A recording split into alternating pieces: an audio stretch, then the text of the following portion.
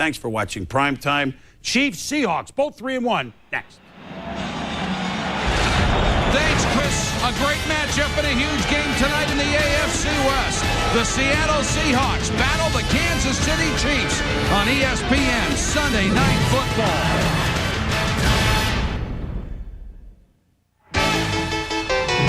Are you ready for some football?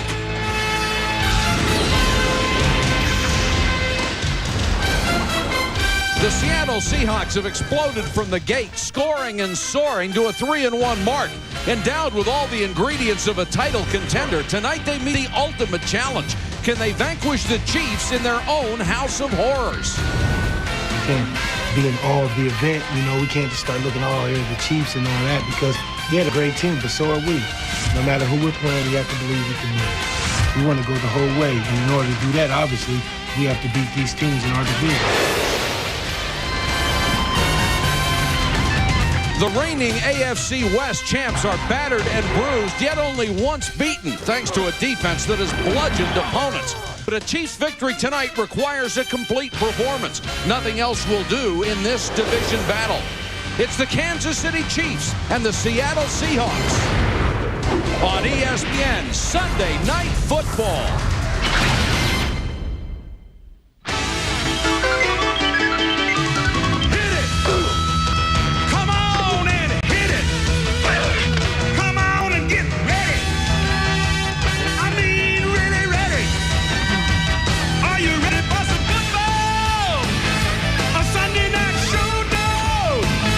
The Seahawks and the Chiefs, they're really gonna rock this town. We're going to Kansas City with all my rowdy friends. It's Sunday Night Football on ESPN. Let's launch this thing now. Kansas City, Missouri on a stormy October evening. And that sea of red means we're at Arrowhead Stadium, where another sellout crowd is charged for their biggest game of the season so far. Hello, everybody. I'm Mike Patrick, along with Joe Theismann and Paul McGuire. It's great to have you with us. The Seattle Seahawks are 3-1 and believe they're one of the best teams in the NFL. But for everyone else to start believing that, they have to win the games like they have tonight. They came close in Pittsburgh, Joe, but they still didn't get it done. Mike, they did come close in Pittsburgh, and Seattle does think it's a pretty good football team. The fact is they have a chance tonight to prove it, and they'll have to do it behind the running of Ricky Waters. Ricky Waters is the key to success, especially if the conditions of the field get ugly. Ricky's provided enthusiasm and emotion for this football team. The other thing is, if they can run the football, it opens it up for Warren Moon and Joey Galloway to come up with some big plays. Now, the Chiefs are also 3-1 for the fourth straight game. They'll be starting Rich Gannon and a quarterback. Elvis Kerback's shoulder not game ready yet, although he will be the backup. But, Paul, that's offense here in Kansas City. The defense sets the tempo. And for the defense to be successful tonight, they must stop Seattle on first down running the football. If they do that, they'll have them in an obvious second and long situation. Enter crowd noise, and also enter number 58, Derek Thomas. So far this season, he has 7 sacks. All of them here at Arrowhead, 6 of them in the first game. All right, Paul, it's a big shootout in the AFC West. Seattle's Warren Moon just about set to battle Rich Gannon in Kansas City on ESPN Sunday Night Football.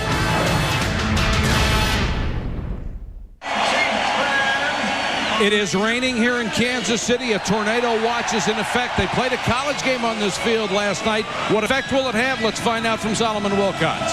Yeah, Mike, right now the field is in excellent condition. They've had a tarp over the field up until about 2 hours before kickoff. Now, this is Seattle's first game on grass all season long, but they told me that since they practice on a grass field in a rainy Seattle area, that the field conditions really shouldn't be a problem tonight. However, they decided to make some precautions. They're going to forego the shoes with the molded bottom. Instead, they'll go with this shoe, the one with the longer cleat, to help give them better footing in this ball game tonight. Mike? All right, Solomon, hang on to that umbrella. The coaches tonight, Marty Schottenheimer, who has had tremendous success against the Seattle Seahawks, and Dennis Erickson trying to make a statement here tonight. He knows this would be a watershed game for his ball club. Tamarick Vanover from the 12. And stopped shy of the 25. Here's Kansas City's offense. Rich Gannon opens at quarterback. He's been a savior as a backup, going 7-2 in his last 9 starts. Ben's done a good job as the featured back. Anders and Gonzalez have carried the passing game with the wideouts banged up. Up front, a major shuffle because of injury. Parker takes over at left guard, and Riley, the rookie, starts at right tackle.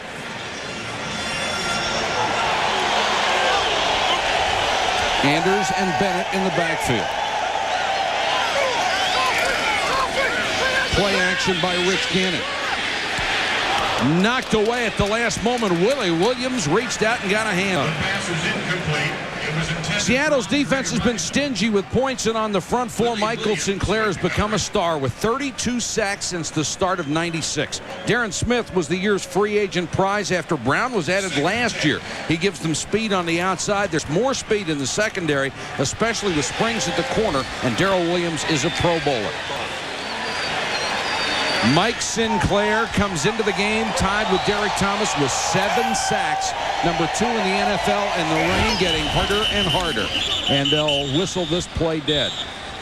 The forecasters said the rain, 2 different systems were converging on Kansas City, and we're going to get the worst of it. Well, I've just been seeing some lightning across this field. These people aren't moving. False start, offense, number 88. 5 yards, repeat, 2nd down. It's Tony Gonzalez, the tight end, who moved early, and penalties. That is 40 in 4 games and 2 plays, and Marty Schottenheimer can't stand it.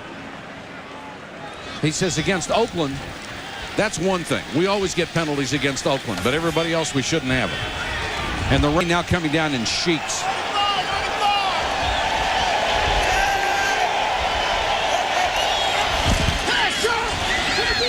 Gannon to Kimball Ince. Seahawks defense closes quickly, gets him to 25. Kansas City is so fortunate to have Rich Gannon in a quarterback-poor league right now. What a blessing. Well, he's a prize to have. Here's a guy with a lot of experience. You see his record. He's 8-4. He's 7-2 here with the Chiefs. He's done a tremendous job of coming in and adapting to different type of offenses. He adapted to the West Coast offense last year. Now all of a sudden Jimmy Ray comes in and takes over for Elvis and changes a little bit of the offense, trying to go down the field. He can do it all. And Rich Gannon will be a free agent at the end of this year. Seattle shows blitz, and here they come. Gannon lost the ball. The Seahawks have it. Phillip Daniels came from the right side and made Gannon give it up, and then got the recovery. That's just pressure coming from the right side, and the ball being slippery. When Richie Gannon went down to try and throw, the ball just comes out of his hand. Well, watch Kimball Anders, number 38. He's the guy that's going to back into his quarterback. Number 38 is in there to watch him step up, and he knocks the ball out. Daniels is up in the air, but his own man, Kimball Anders, knocks the ball out of Gannon's hand. And the Seattle Seahawks couldn't have drawn it up any better to get an early break like this.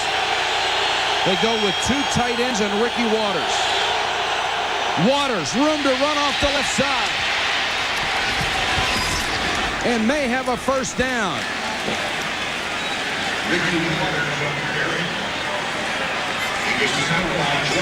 Ricky Waters is the guy that's going to have to carry it for the Seattle Seahawks. He does a nice job of taking the ball to the hole. He starts where he wants to go. Now he breaks it outside. Notice the little hesitation. Freezes DT for a second, then fights for those extra yards. He will not go out of bounds. It is 1st and goal. Max Strong comes in as the blocking back.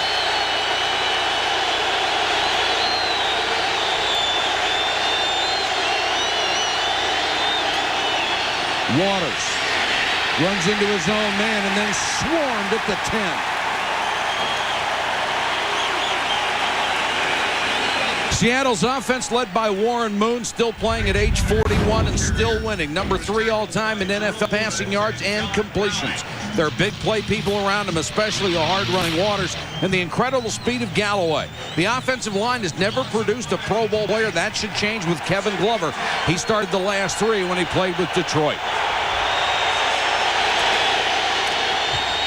Waters. Ricky Waters, the ball carrier. He was tackled by Jerome Woods. Ricky Waters was actually going to be going to the left-hand side. Max Strong, number 38, is the fullback, and we're going to see two blocking fullbacks in this football game. Watch number 38. He comes in on Davis, number 50. He gets the block, gets him on his knees, but Davis makes a great play by getting back up and making the tackle. 3rd and goal. It's raining just about as hard as it can.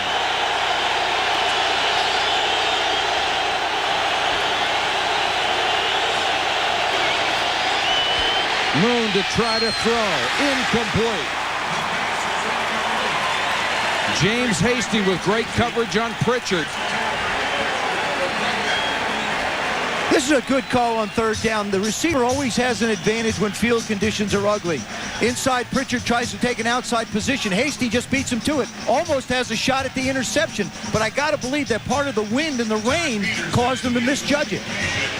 And under these conditions, even short field goals are hardly gimmies. Todd Peterson on to try from 22. The big thing is the holder. That's the important thing. Being able to hold on, and Fiegels is going to have to hang on to it.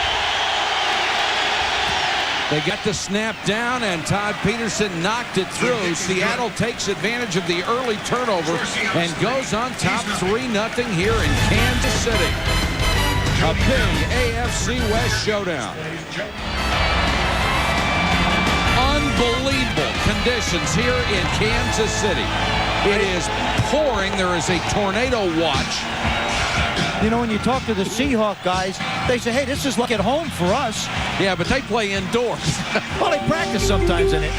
Are you ready for some football and some mud? Now, you got in the middle of that field, and hash mark to hash mark. If this rain continues, that's where the game is played. And that's going to be a mess, and it's going to be up to the linemen. They're going to wind up having somebody hold for him here. The wind's blowing right at his back. Willie Williams will be the holder. Now, both teams expressed a desire to have a conservative game plan in a big game like this. Now, with these weather conditions, they don't have a lot of choice. I still think you have to pick and choose where and when you want to throw the football. And we just had a major lightning flash over the top of Arrowhead Stadium. Whoa.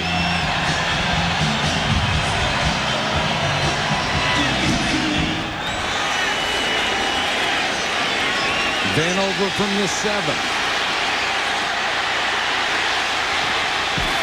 Taken out at the 25. You get into a situation like this, Mike, as Paul mentioned, the field conditions start to deteriorate. The size of defensive lines become important. For the Seattle Seahawks, you've got Danny Saliamua, Cortez Kennedy, Sam Adams, the 3 big guys inside. They'll have to control it. You go on the other side of the ball for Kansas City, and you take a look at guys like Barnes and Helen McDaniels and John Browning. Not necessarily as big, but it's going to be important that their bulk hold up in the running game. Saliamua, the former Chief, gets the start tonight with Adams a little dinged up with a knee.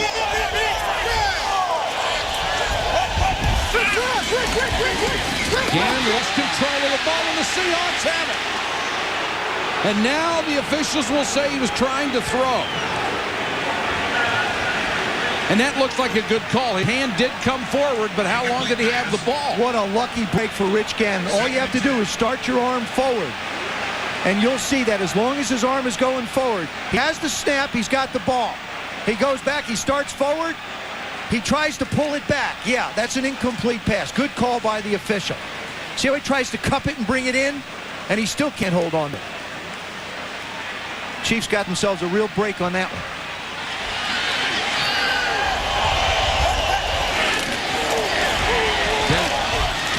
Slugs for about a yard.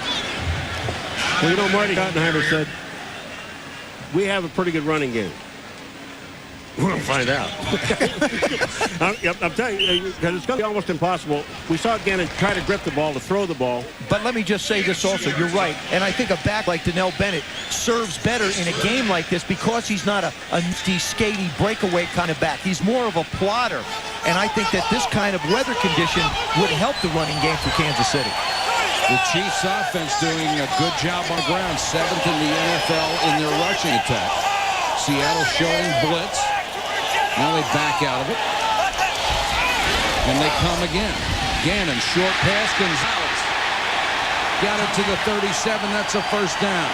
You know, Joe, you were talking about Gannon, about all of the qualities that he has. And the one that knowing him all this time, Joe, is his patience. Yep. And that was excellent patience at the line of scrimmage, waiting for Seattle to commit.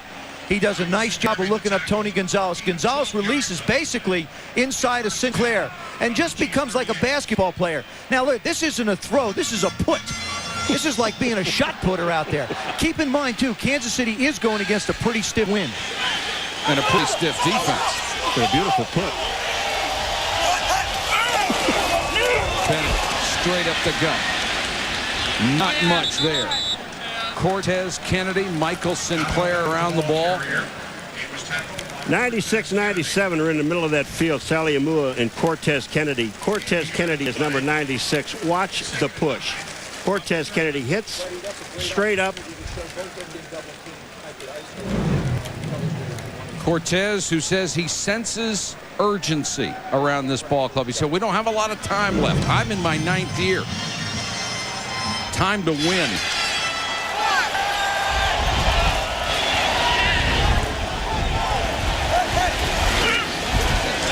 Gannon under pressure. Drops it to Gonzalez, and he can't hold it.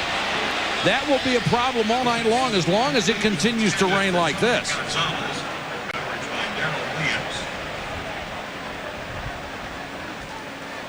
For those of you who are wondering what the gold-colored line on your screen is, it is our latest technical innovation called ESPN's First and 10. While the line looked like it's actually painted on the field, it's being electronically generated by us. It is a visual reference for you to always know the yard line an offense has to reach for a first down. First and 10 exclusively on ESPN. 3rd and 9. Gannon under pressure. Gannon scrambling, trying for the first down, and he won't get there. Rich Gannon gave it everything he had, but Darrell Williams, the Pro Bowl free safety, horse-collared him. Looking for 7 yards on the play. It's 4th and 2. Joey Galloway will go back to take the punt of Aguiar, who has kicked it 574 times in his career. No blocks. Thanks, Mike. Kiss of death.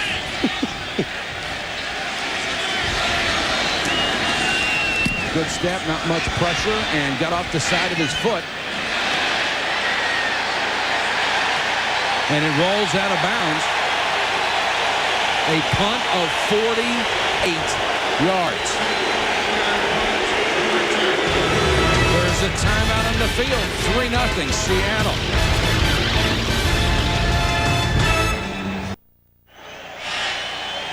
Seahawks over the Chiefs. First quarter. Derek Thomas has had 7 sacks at home. That's all the sacks he has, and it's noisy where he is right now. Yeah, and they also try and take advantage of where he lines up. On our ESPN pre-play, you'll see that in one instance, he'll line up there on the right side of the line, and what he'll do from that position is he'll pressure the quarterback, go after Moon, bring him around outside, or he'll drop back into flat. Then he'll flop over to the other side and do the same thing. That's why this defense is, or his position is called the Falcon position, which is very simple, or move inside.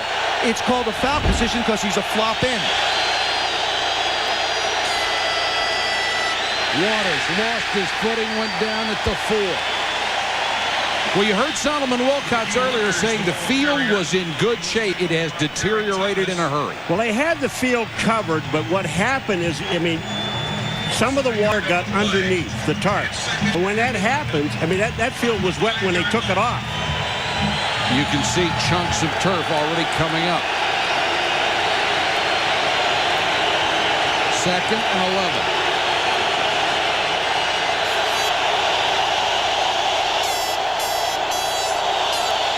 Waters. Tough run. Reggie Tongue finished him off after Anthony Davis stood him up. What you saw from the Kansas City Chiefs is you see great safety support. You saw Reggie Tongue come up and make the second hit on Ricky Waters. You're not going to bring Ricky Waters down with an arm. You're going to have to tattoo him. Watch him go through the line. He's patient, goes through the hole. They're trying to arm tackle him. He gets out of Davis. Tongue comes up to make a play. Look for Seattle to take advantage of that and try and go up the middle of the football field with somebody deep. 3rd and 9. Warren Moon goes to the shotgun.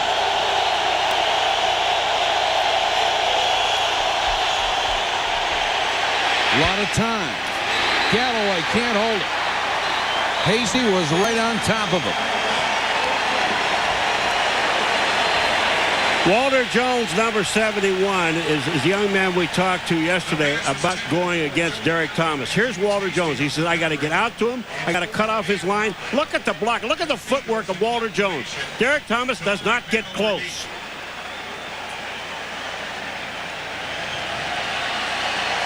Fiegels will kick to Tamar Vanover.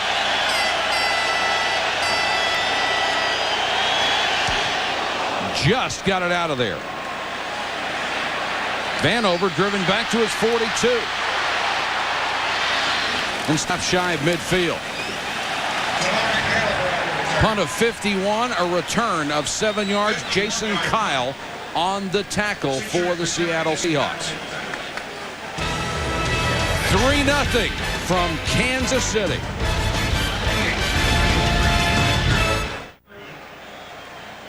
If you just joined us, we're in Kansas City. We are under a tornado watch, and severe thunderstorms are just pelting the crowd and the players and the field here at Arrowhead.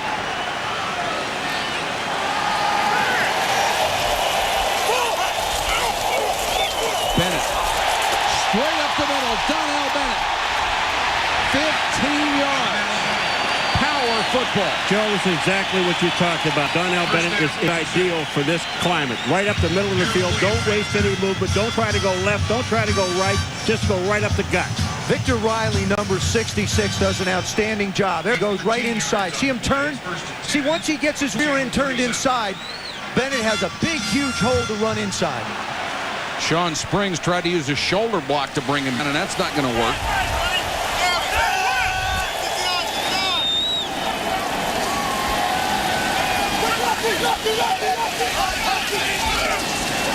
Bennett again, same play.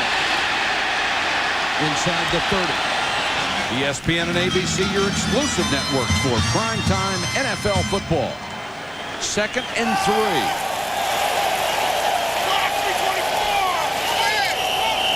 Flags are down. Victor Riley may have moved. Ball start, offense, number 66. 5 yards, repeat, 2nd down.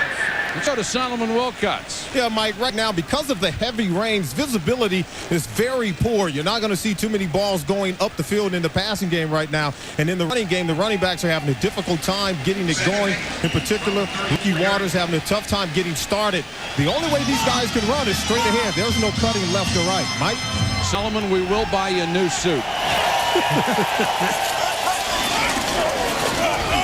Bennett, nice cut.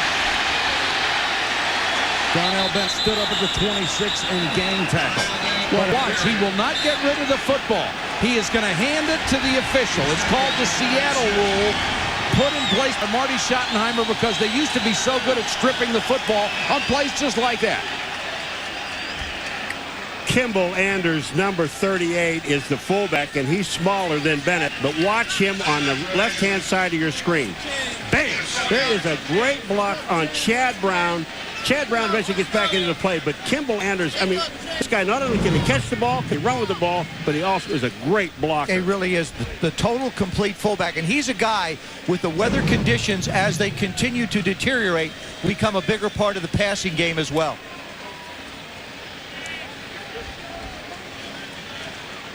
Shy of a 1st down, so it will be 3rd and short. Donnell Bennett already 32 yards on 5 carries. I'll tell you why a quarterback sneak is not a good idea in this kind of short yardage situation, because the center has to quickly try and make a block and also get the ball to the quarterback.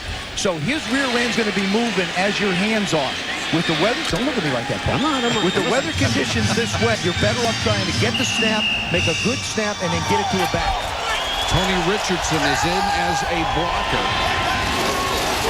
Richardson will get the carry and have the 1st down at the 25.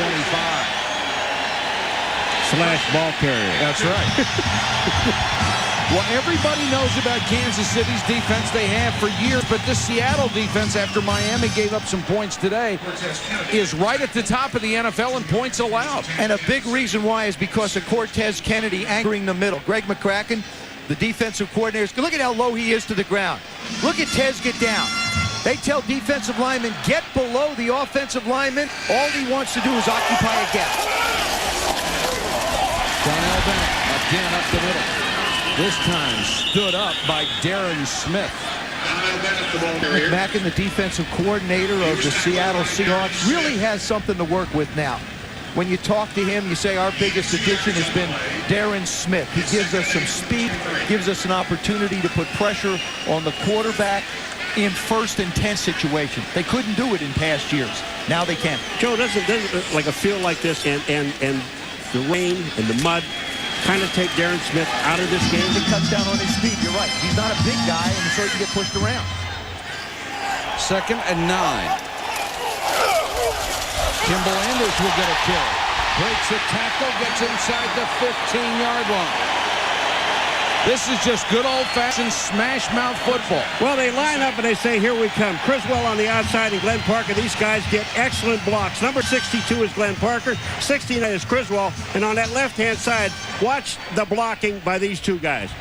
They just go and turn everything inside. Pops in number 48. The linebacker gets an excellent block. And here's Kimball Anders. Look at the way Kimball Anders protects the ball and runs with a forward lean. He knows that the footing is bad, so when people hit him, they're not going to be able to deliver an impact blow. 1st and 10. Donnell Bennett, another big hole inside the 10. And they are doing this without the injured Dazot at left guard. Well, and what they're doing it is between the hash marks. There's not a whole lot of room in there, and that's where they're running. Hash mark to hash mark. And Bennett came out holding his hand. Tip runner, there's the center, number 61. Here he's going to block on 97, Sally Moore. It just takes him down the line of scrimmage. Look at the hole. Glenn Parker, 62, seals off. The hole is there. 7 carries, 39 yards, straight up the middle for Donnell Bennett. 2nd and 4.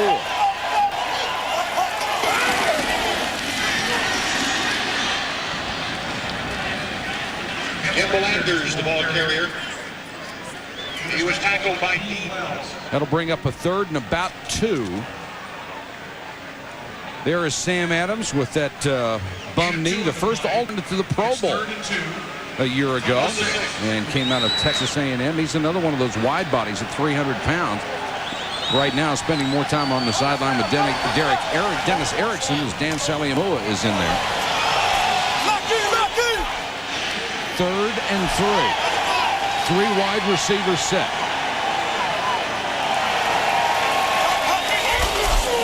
Richardson on a delay, and Seattle wasn't having any of it. It's a heck of a play by Chad Brown. They emptied the backfield except for Richardson, who's only had 9 carries all year. Well, what you try and do is you try and get a linebacker to move with the back when you send in motion. And what happened is Seattle didn't buy it at all. The 2 inside guys did a nice job of stopping up the middle. Aguiar will come on to try to hold for Stoyanovich. Again, what is so critical in this situation is the holder's ability to hang on to the ball. Both punters in this game are the holders, so they shouldn't have much of a problem. And the kicker has to be careful with his plant foot as well.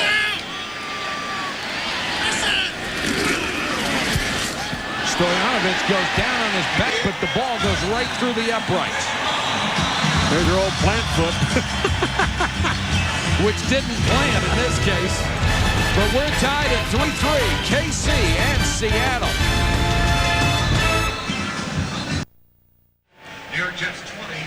Hard to say they're enjoying it, but it's 3-3.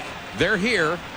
Arrowhead is filled in, and Seattle has seen this act before. In the last 9 years against the Seahawks, the Chiefs have won 15 of 18. They have a sack differential of 41 and a turnover differential of 22, and Dennis Erickson has never beaten the Kansas City Chiefs. Aguiar to kick. Broussard can't handle it to 2. Room up the middle, and he skates to the 21. 40 seconds to go, first quarter. Rain is not going to bother Belly Boy. I don't think any else is either.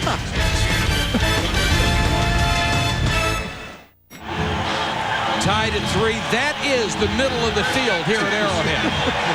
Holy smokes. Seattle takes over at its own 20. First and 10. Waters, stutter step. Gets about 7. Take a look at the Kansas City defense with Chester McLaughlin still out. Browning will move to the left end. O'Neal will start at the right. Tremendous speed at linebacker, especially Derek Thomas coming off the corner. He's 9th all-time with 114.5 sacks. This could be the best secondary in the game. Carter and Hasty, the corners. Woods and Tongue, the safeties. They can all cover. They can all hit. Seattle is going to let the first quarter clock run out and go towel off for 2 minutes. That's the end of the first quarter in swampy Kansas City. 3-3 against Seattle.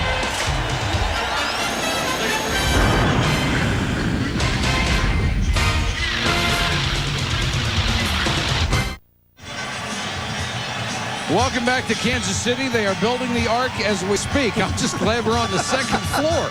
Now, you guys played under conditions like that from a punter and a quarterback perspective. What are the problems? First of all, it's easy for Aguiar because he's at an advantage. He's a one-step kicker. It's so much easier for him to drop that one step and kick the ball. But doesn't he still have to catch it? Yeah, I mean, that's really the thing about being the quarterback here. I think that you have to pick a time somewhere in this quarter and try and put the ball down the field and get some kind of a big play out of it, because as the water continues to cascade into this stadium, it's going to be harder and harder to get the ball down the field because the ball is going to get heavier. The only time I have seen it rain this hard is when I used to work in Jacksonville, Florida, and we had a couple of tropical storms. That's it. I played a game in Tampa in this kind of weather. Believe me, it was not a high-scoring football game. Waters. Flag is down. It may be a hold. He has done a tremendous job on this field, changing direction with that little short stutter step. And this will come back. You know, talking to Ricky Waters yesterday, I'm really, really happy for him, for where he is.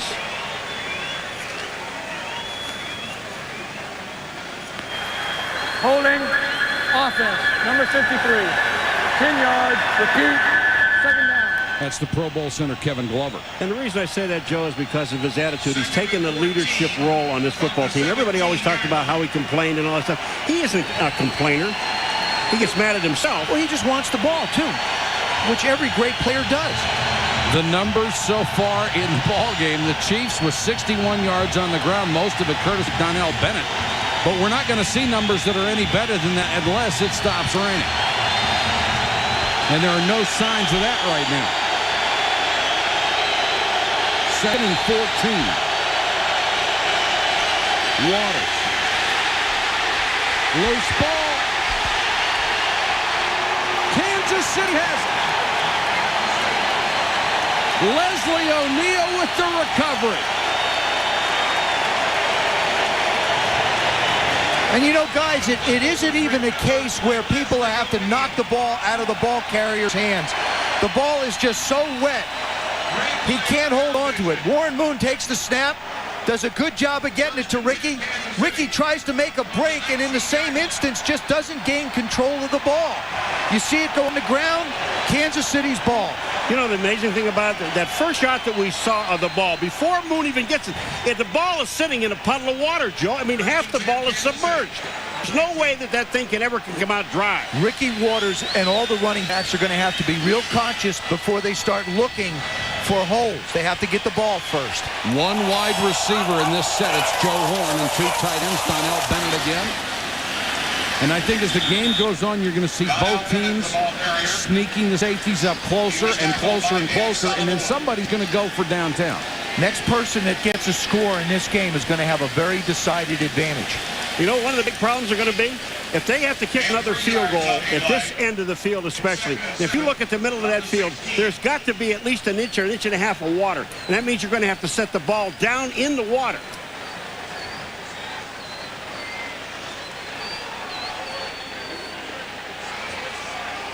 2nd and 7.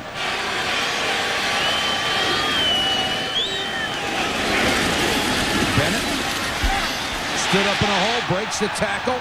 Stood up again as Sean Springs finished him off. Donnell Bennett, the ball carrier. The field conditions have been deplorable so far. Gannon with a fumble there. That was an incomplete pass. Dropped by Gonzalez. A drop by Galloway. Stoyanovich has a seat. Broussard can't handle a punt. It's just gone on and on that way, and you can understand it. Are you playing games like this, Joe? Has a player ever drowned? Well, only if the pile stays there a long time. 3rd and 4. Fumble. Seattle has it. And folks, there is no mystery to this game. It is 11 on 11, smash mouth, straight up the gut football, and see who can hang on to it. In this case, it's Darrell Williams who comes in and winds up jumping on top of the ball. Michael Sinclair may have been the guy responsible for knocking it loose. When play resumes, Michael Sinclair makes the play. And this is the thing. Sinclair is so quick. He slides down inside of Popson, manages to get a hand on Bennett, just hits the ball, knocks it loose. Williams is sitting back there, number 33, and he dives into the pool. Watch this. Into the pool. There you go. Timeout on the field. What's left of it, 3-3. 3-3, Kansas City and Seattle. You know what? It might stand up. Well, that's the night that the corners on both teams are almost like taking the night off. Well, you know what it comes? It becomes a premium on wide receivers or wide receiver who's ever in the game being able to block downfield. Come out in the eye after the fumble recovery.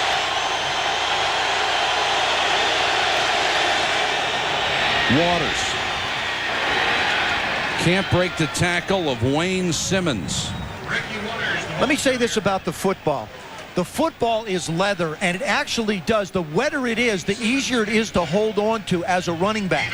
If you're a quarterback, you can't grip the ball very tight because it squirts out of your hands. So you have to just put gentle pressure on it to try and throw some type of spirals. What are you laughing about? Just like they got the ball on the screen. I know, it's down in the mud, isn't it? Waters. Little hesitation move, and another flag comes down as Waters skis his way out to the 16.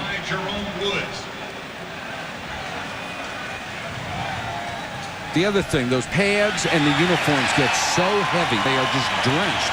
Well, they are, and you're probably going to see a lot more holding penalties this evening because, you know, the defense, they're teeing off. The offensive guys can't get any footing. They're just trying to save their quarterbacks and their backs. 10 yards, repeat, 2nd down. Half the distance to the goal. Half the distance to the goal.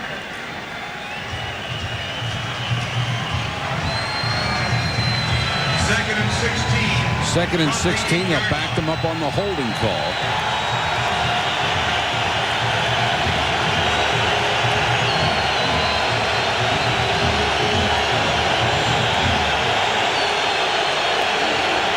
It's almost as loud as it is wet.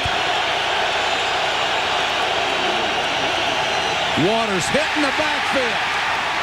Tom Barnt, the converted offensive guard who moved to nose tackle and has just made tremendous progress. I know it's almost impossible to throw, Joe, but when you got Barnt is sitting in there and he knows all you're going to do is hand the ball to Ricky Waters, all he does is tee off.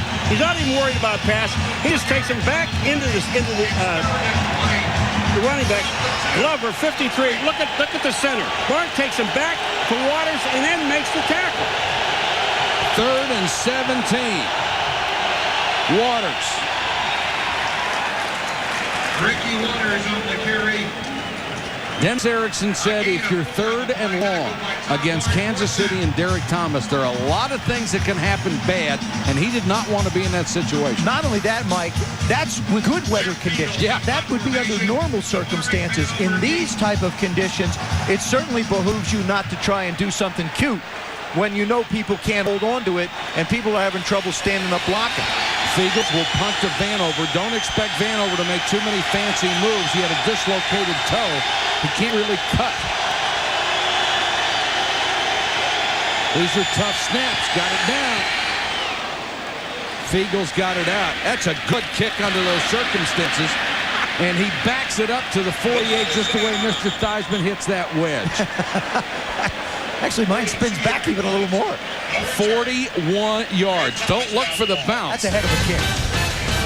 Still 3-3.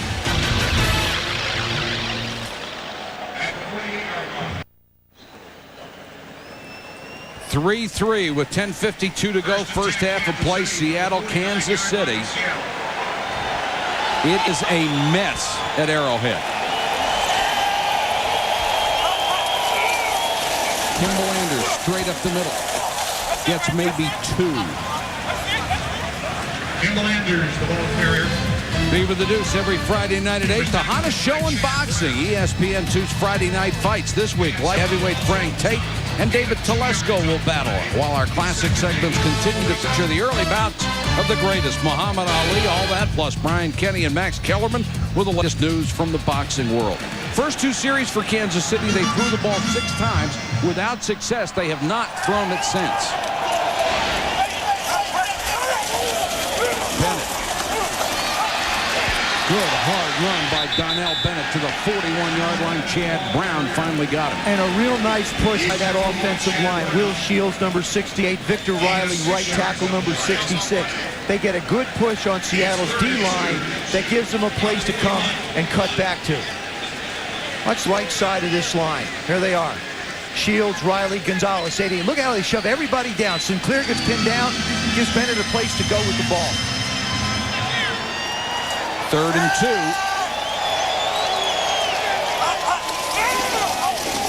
Donnell, Chad Brown saw the play coming, fired in from the outside, and made the tackle. I just don't think that there's any way, the way the weather is now, the amount of rain that's coming down and how wet the field is, that you're going to be able to run off tackle. You've got to run actually between the guard and the center. You're right, and it's going to have to be straight ahead. That time, Kansas City pulled an offensive lineman, which allowed Chad Brown to get in his hip pocket and make the play from behind. But one of the things Aguiar should not even think about doing is putting this ball in the end zone. Just let it hit. Harry Joseph waits at the 10 for Aguiar's punt. Nice high floater. Joseph will let it go. And somehow it skipped into the end zone. Aguiar deserved better, and he's really upset. That baby hydroplaned about 4 yards. Seattle will take over at the 20. First and 10, Seattle. Walter Jones was one of the guys on the hot seat tonight. He had to face Derek Thomas. He's done a good job against him so far. Derek unable to get much traction coming off the corner. Neither team has thrown the ball in almost 14 minutes under these conditions. Waters. An appropriately named back for a night like this, and there is another flag down. Already had 2 holding calls against the Seattle offensive line. This will go against Kansas City, offside.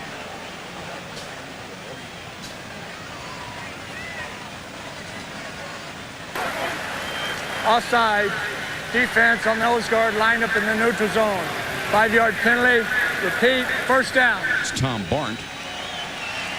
So this is Tony Richardson in the tunnel on a bike because he has the hand. Actually, that is not a bike, it's a pedal boat. He's just trying to get out to the field. That's all. Where's the big swan hit?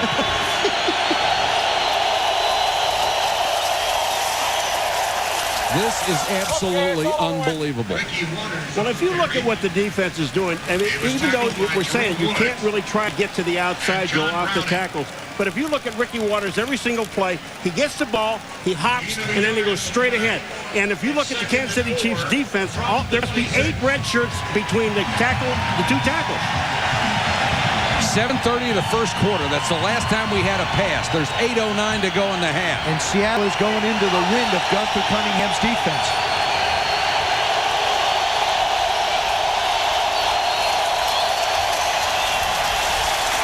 Waters trying to get to the first down sticks.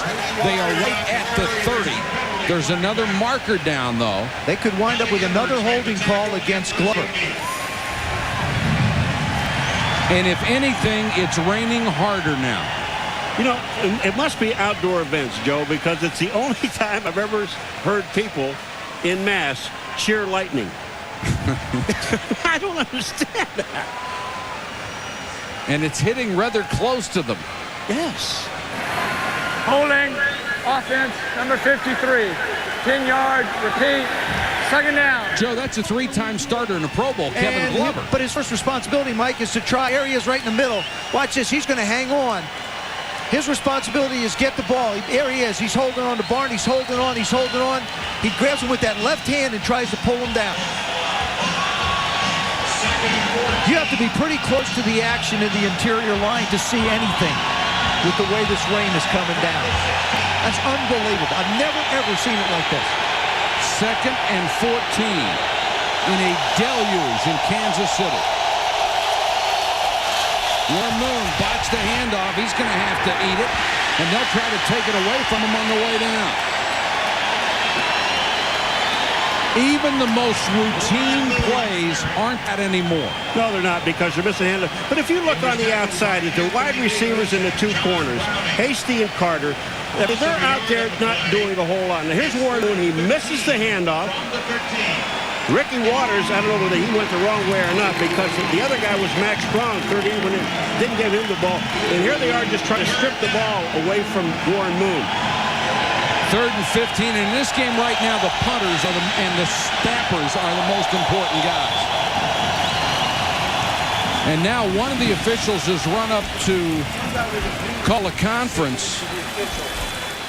And this may have to do with the deteriorating weather. They had discussed the possibility before that if the Lightning got too close, they could suspend this game and wait for the system to pass. And now Phil Luckett is going to go over, try to find a telephone, which is under something. You know, I've been to places to see a lot of rain, but we're looking across this field to the other side of the upper deck, and you can hardly see the people on the other side of this field. Now, we've both been places where it snowed that hard and not been able to see from a visibility standpoint. Not rain, though. The other thing he could be checking, we understand one of the headsets is not working in the quarterback helmet. In that case, they'd have to turn them all off. And the NFL has now issued a ruling to get the players off the field. The Lightning is too close. I mean, they'll put up with the wind and the rain and the puddles and not being able to really play football, but they can't take a chance with the Lightning, and this is the right decision. So the game is suspended with 7:10 to go in the 2nd quarter. And the water is literally ankle deep in parts of that football field.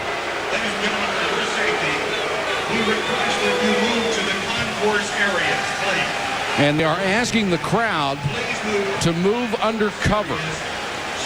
We have had storms here in Kansas City all afternoon. I mean, it's been thundering and lightning since about 11 o'clock. And we haven't had rain like this. You know what? If I'm in the stand, you don't have to ask me to go undercover. Oh, no. I've been gone for over an hour. I'm undercover. Yeah, I believe in initiative in this kind of circumstance. I mean, just waves of water. Down on the 50-yard line from where we're looking, it's just waves going down the field.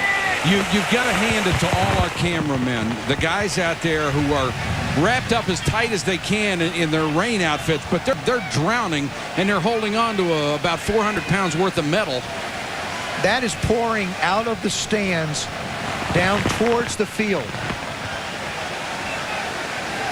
This literally looks like something out of a scene, out of a tropical storm over the state of Florida. It is not. We are in Kansas City, and they told us that 2 storm centers were going to converge over the stadium a little bit past 7 o'clock. And boy, they were right. They have converged, and they are continuing to converge. Mike, even if the wind stops, the rain stops, they're never going to be able to get this field playable. All right, we will check on the weather conditions and the status of our ball game when we come back. There's 7:10 to go in the first half. Seattle and Kansas City are tied 3.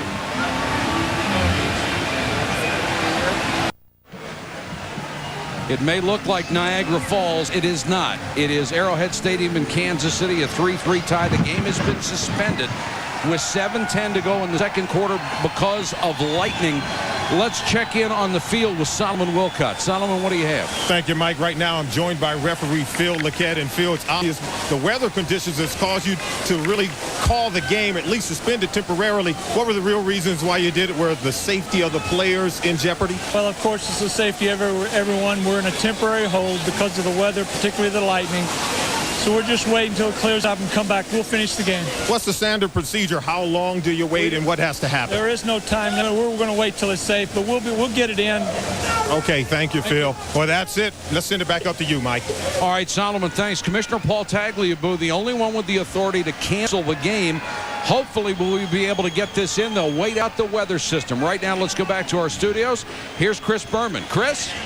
You love playing in games like this. Maybe not quite to this degree. I'm not talking about lightning, but as a defensive player, be honest, with the exception of the lightning, you go out in a game like this knowing how difficult it's going to be to handle the ball. You start looking for those fumbles. You start looking to strip the ball carrier of the football. And I think as the game goes on, when they do return to the football field, you're going to see, depending on how wet that field is, you're going to see that ball popping out all night long. Well, so the Seahawks, aptly named with running back Ricky Waters, and the Kansas City Chiefs, in a monsoon, just sheets of rain at Arrowhead, 3-3, 7:10 to go in the second quarter? Yeah. Back to a soggy Arrowhead. Mike Patrick. Michael. All right, Boomer, 7:10 to go in the second quarter. The game has been suspended, and we are being told by the National Weather Service that this is just the beginning of the front. It could be another hour before it passes over Arrowhead Stadium. So we might be looking at a delay of up to another hour from this point. And to get you caught up on what has happened so far, here's a report on the field conditions. Guys, this has just been unbelievable. Yeah, the field conditions are bad. How's that? Well, let's put it this way. At least you could see the field in the beginning. It started raining just as we started to kick off. It's been, I'll say it, 38 years and just involved with the pros, and I have never, I have never seen rain like this in a field like this. And this is a great field. And the thing is, it hasn't stopped. What you're seeing, what we've just shown you on the field and what Dennis Erickson is being told is the way it was about 20 minutes ago, and it's exactly the same way now. Here's what we've had as the rain just got harder and harder. 20 consecutive running plays. We've had 3 fumbles, 4 punts. The 3 fumbles all resulted in turnovers. 5 inches of rain has fallen in an hour. I mean, that's unbelievable. These are tropical storm conditions here in Kansas City. That's the story from Arrowhead, a 3-3 tie, a suspended game. Let's go back to the studio. Here's Chris Berman. Hi, Michael. Thank you very much. Tommy, you're a ball player in a game like this. You know you're eventually going to play. It's not quite like baseball, where the Yankees and the Rangers the other night didn't know if they would be rained out. Well, not rained out, but suspended and go the other day. You're a ball player, and now you find out it could be an hour. Very tough, isn't it, to stay as geared up as you were when you charged out on the field? Hard to keep your momentum going, but this is where you depend on the people on the periphery to help you along. The equipment people become very important right now to the ball players. They are trying to dry those ball players off, get them new T-shirts underneath their jerseys, get them new jerseys, get them new pants if possible, make them as dry as possible, make them as comfortable as possible. The coaches in that locker room are talking about game plan and what they have seen thus far tonight, what they anticipate their opposing team doing. Can we get our passing game going, if at all, if you're the Seattle Seahawks? Do we have a chance to get Gannon on the move? Do we have a chance to run some reverses and get Tamarick Vanover involved where a defense is over pursuing and get them going one way and make a big play? Because one big play in this game, and you look at it at 3-3 right now with 7 minutes left in the first half, could win the football game. It's a Bob Dylan game because a hard rain has been falling, babe. Let's go back out to Arrowhead and get the latest from Mike Patrick and the guys. Michael. All right, Chris. Thirsty? We got water. Boy, do we have water. The game suspended with 7:10 go in the second quarter, a 3-3 tie. This is the bench area across the way, and this is what it was like as the rain just came down in buckets. No traction, no ability to hang on the football, no nothing. Both teams were trying to run straight up the middle, and honestly, that is the only option that they had. Have you ever seen or been in a game this bad? Actually, we played Tampa one year, but the rain wasn't as hard, as consistent. It came like this, torrents down the field, all over the field, running out of the stands, down onto the field. I will say this, those cups were empty before we shot them, just so you know how hard and how long it's been raining here. Well, it's kind of slowed down, but the one thing about it, the lightning is still hitting over here. And we're looking at the Seattle bench. Even if they come out onto the field, which the people that are still here want them to come out, Michael, where are they going to go? They're going to have to swim over to their bench. Well, the game was postponed at about 7:30 Central Time. We were told at that time that it could be an hour delay, so that would be about 40 minutes from now.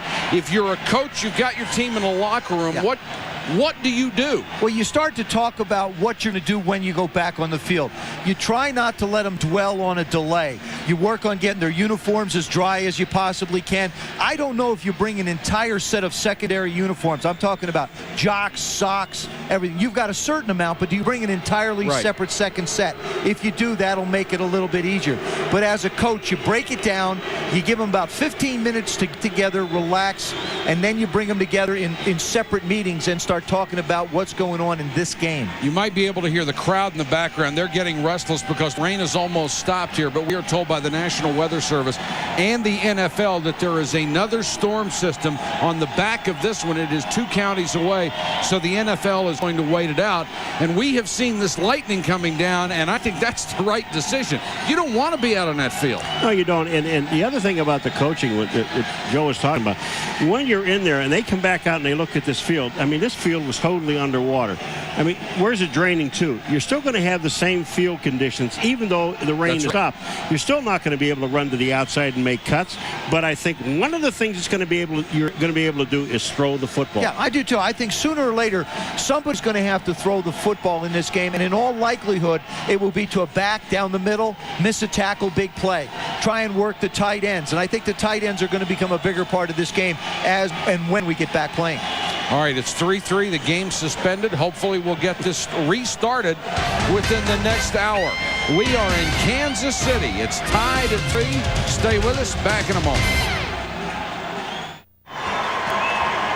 The rain is letting up. The players coming back on the field. We'll check back here in a minute. Right now, Chris Berman. It looks like Joe Cocker there came in through the bathroom window a little bit. You know, as you heard Michael and the guys say, they're going to play it. They just want to be very careful, and certainly safety is important. So you know what? We wanted an hour prime time back. We got it. We got it. This is the way we do it. We suspend games. Back out to Kansas City and Mike Patrick. All right, Chris, thanks very much. And if he lost a contact, he better come back Tuesday.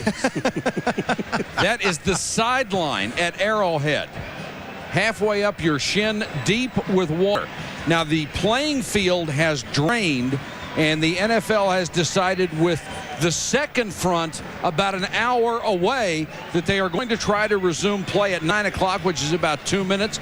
Derek Thomas and his teammates were out on the field testing the traction, and it is certainly better than it was before, Paul. Yeah, a little bit. But again, you're looking at the most of this game is played, 90% of it, in the middle of the field between the hash marks. And that is just mud. But it's unbelievable how this field has drained. Mud is one thing to deal with. Standing water is a bigger problem. I think we'll continue to see the same type of game plans. A lot of plotting by the big backs. Shame, really, for these conditions because it is such a huge game for both ball clubs. The winner will only be 1 game out of the lead behind the undefeated Denver Broncos. The other thing to consider in this game, the only scoring has been on field goals. That's not going to be easy for the field goal kicker. I also think now that with the field conditions the way they are, the offense will have a distinct advantage throwing the football because the receivers will be able to know when they want to come out of breaks, gather themselves and plant. The defenders are going to have to be real cautious because if you get a guy that catches the ball and you miss him, a lot of help is not going to be able to get there in a hurry. When we resume, it'll be 3rd and 15. Seattle has the ball at its own 15-yard line. Let me ask you this. With another weather system coming in, wouldn't it be critical to take a chance and get the lead? Wouldn't that be a huge advantage right now? The only problem I see with it, Joe, though, is 3rd and 15. Yeah. You're 3rd and 15. You're coming back out here cold. And Coach Erickson said to us, we're not going to take any chances against this defense and this crowd. Well, obviously, the crowd is what's here is not going to be affected. But I don't know if you can go for it on 3rd and 15. I don't think you change what you're doing. I agree with you, Paul. I think you just run the ball and play your game plan. It's like it's a nothing game. It's 3-3. It's the same as nothing. Let's take a look at the stats for the first quarter and a half. Really, there aren't any.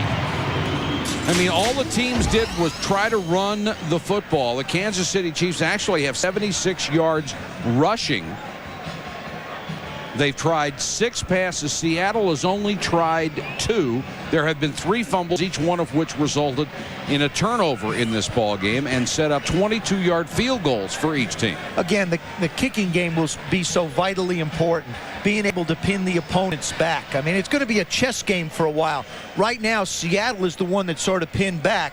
And Kansas City is the one that's going to have to take advantage of the opportunity if they can get good field condition. Plus, there are so many elements in the kicking game. You start with the snapper who has the ball sitting in water. He's got to get it to the holder on a field goal, or the punter in that case. And then the holder has to get the ball down, and the kicker has to establish his plant foot. We've already seen Stoyanovich fall down on the field goal that he made. And again, I think the advantage punter-wise is Aguiar because he is a rocking punter. He takes a rock step. It's actually a one-step kicker. Art McNally, the NFL representative, is explaining the situation to the coaches. There's Kansas City General Manager Carl Peterson on the left.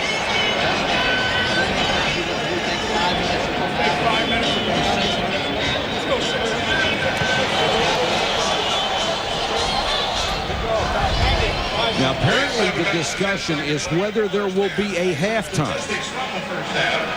Let's go to Solomon Wilcox. We're ready.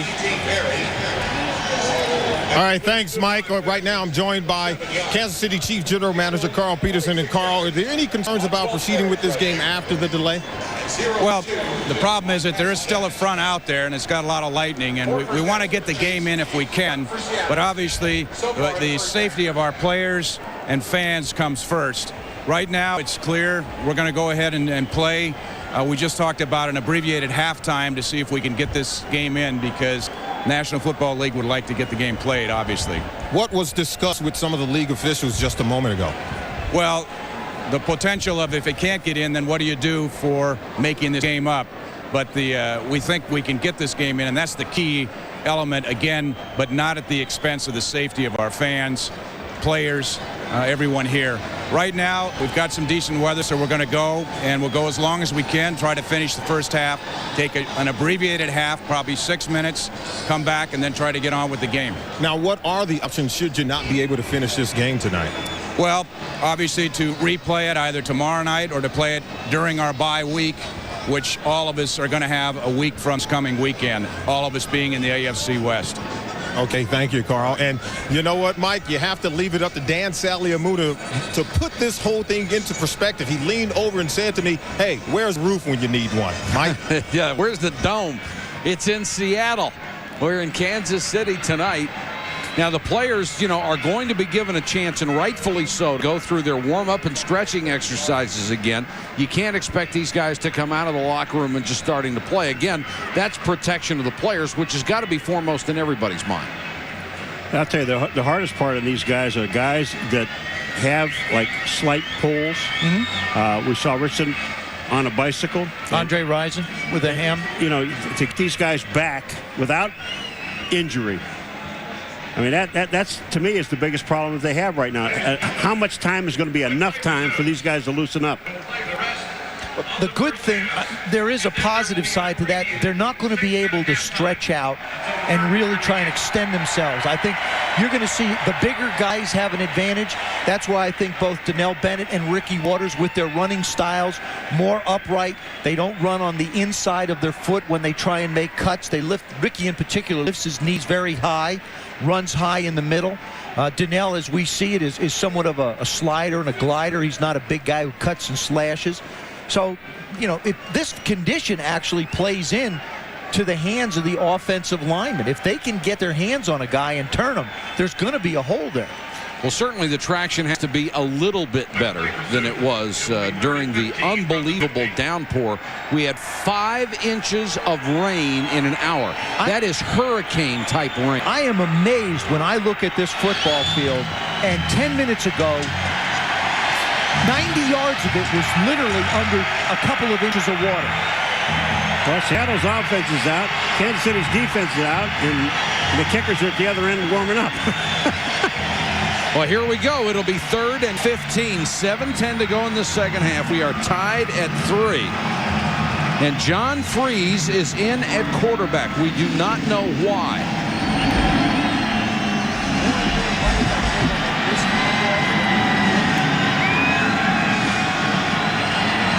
Of course, you would expect the play is going to be a handoff anyway. Maybe Warren Moon needs a little bit more time to get warmed up. Well, remember, one play before they went to this break that Warren Moon missed the handoff. Somebody went the wrong way. He had to eat the ball, and he got nailed. The officials have not marked the ball ready for play yet. And now they have. 3rd and 15. A 50-minute suspension. And now the officials are going to blow it dead before it starts.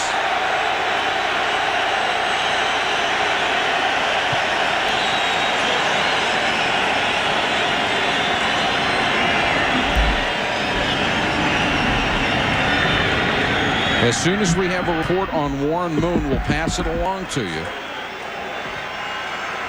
Freeze is 1 for 1 this year for a 14-yard gain. And now they're talking to Dennis Erickson.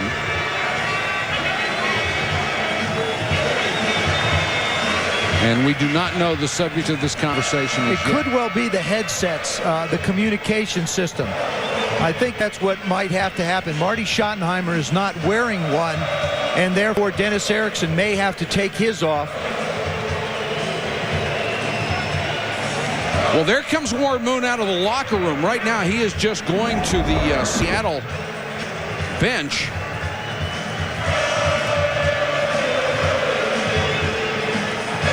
He's moving all right.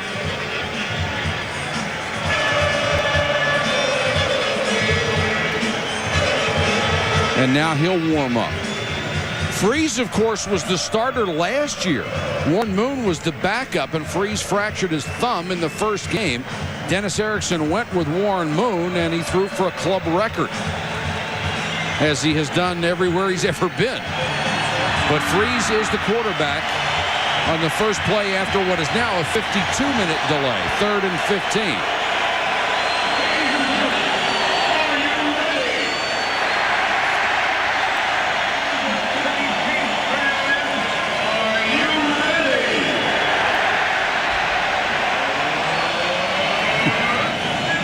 Crowd's back. Aren't they? Nobody left.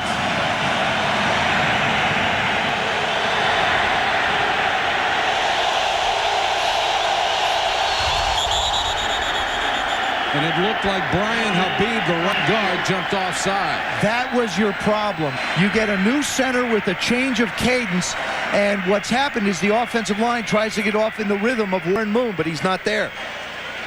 Prior to the snap, false start, offense, number 68. 5 yards, feet, 3rd down.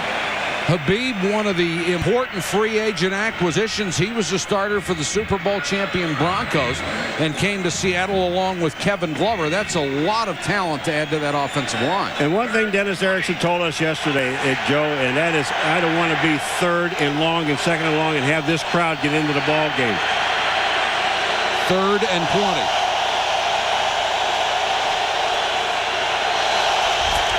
Play action by Freeze. Throws it, it's caught up at the 30, then it came loose, incomplete. Pritchard nearly made a great catch. It looked like the ball came loose when he hit the ground. And Pritchard is upset about the call. What a throw by Freeze, and Derek Thomas just skated past him. What a great call, too. Everybody expects you to run it out because of field condition. Freeze gets a clean new ball. Throw goes up. Here he comes down. The ball does come out. That's a good call by the official. And now they're going to blow the play dead again. The officials want to reset, I believe, the play clock. What a great call. I'm really amazed at the call. Fiegels to punt to Vanover. Good snap. Good kick. Fiegels with a beauty.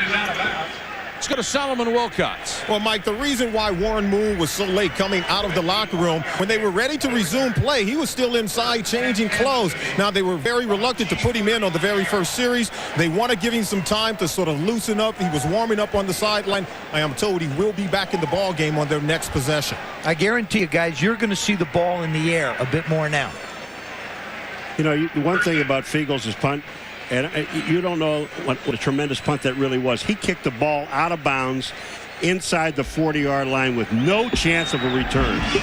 Last 3 drives, they have run the ball every single time, straight up the middle.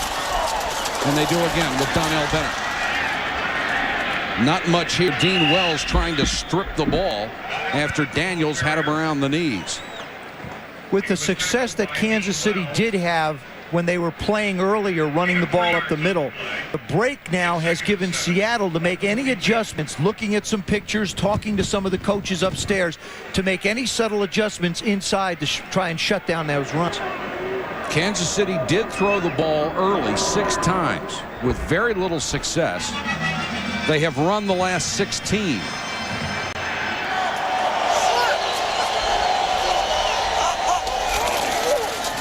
Bennett again, and Wells, the middle linebacker, stood him straight up. Wells had been out of action with a pulled calf. They said it was still very sore, but he's been an important part of this defense.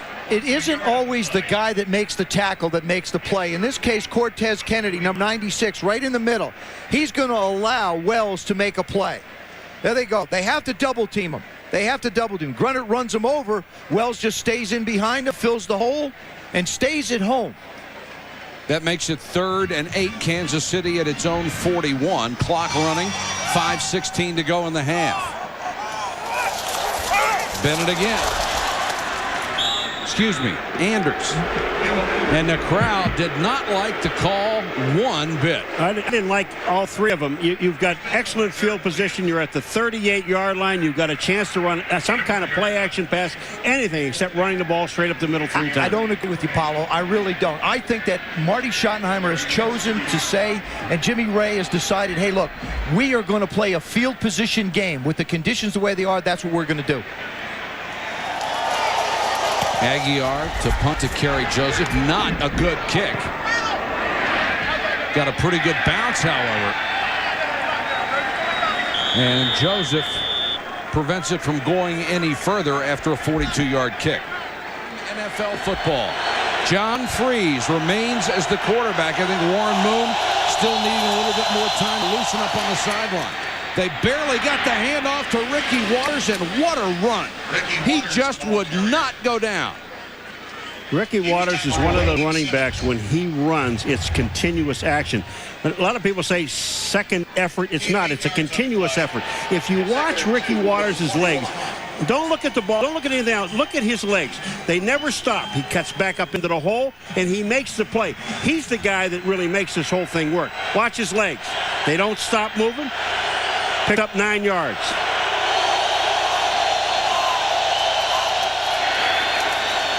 Waters again, man in his face, cuts it back. That is a pretty nifty job by Ricky Waters. Jerome Woods makes the tackle. That is one of the ways that Ricky Waters has really improved his running style. He's a lot more patient when he moves to the point of attack, which is where the play is called. And then a lot of the plays are designed for him to cut back. Watch the patience as a runner. He slides, get behind strong. Patience, now sees it on the backside, tries to make something happen to pick up the first down. Tremendous balance on this kind of footing. Well, he said to us yesterday that the Kansas City Chiefs on defense, they will overrun plays. They'll get down because of their great speed. He said, if I'm patient enough, I know the field's muddy, but he said, if I'm patient enough, I can cut back on these guys and pick up some pretty good yardage. Gained 37 yards. They're about a foot shy of a first down.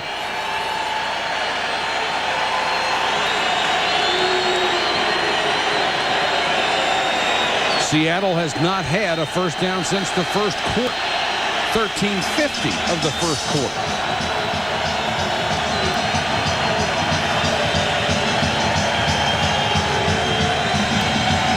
A single turnover could decide the outcome of this ball game in these conditions.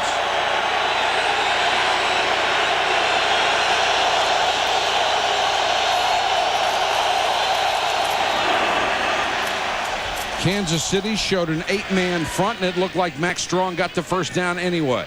Max Strong, the ball carrier. Go to Solomon Wilcott. Solomon? Yeah, Mike, a more updated report on Warren Moon. I'm told he has a bruised rib. They're still trying to get him loosened up to see if he can go back into the game. Right now, he's listed as questionable, and they are telling me that it is really minute to minute. They're trying to get him back into the ball game. Mike? All right, Solomon, thanks. That was the first down by either team since there was 2 minutes left in the first quarter. Freeze, play action. Throws and too high for Pritchard. It's intercepted by Carter. Now they're going to say incomplete. No. The officials are still discussing it. It's Kansas City's ball, and they're going to tack on a 15-yard face mask penalty on top of it.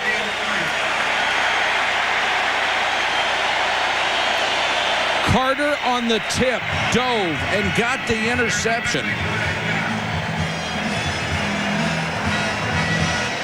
You talk about field position and make a mistake. Watch this. This ball is just a little bit high. Should have been caught. Carter goes down and really makes a great interception. Now, Deems May, I think it's at number 88. He comes in here and on Carter, he grabs his face mask and turns his head. That will be 15 yards tacked on. Look at the way his hands are. See how his hands are underneath and he pulls it into his chest? What a great shot on the camera by that one. And then he gets up and starts to run. That's more like a head face mask and everything.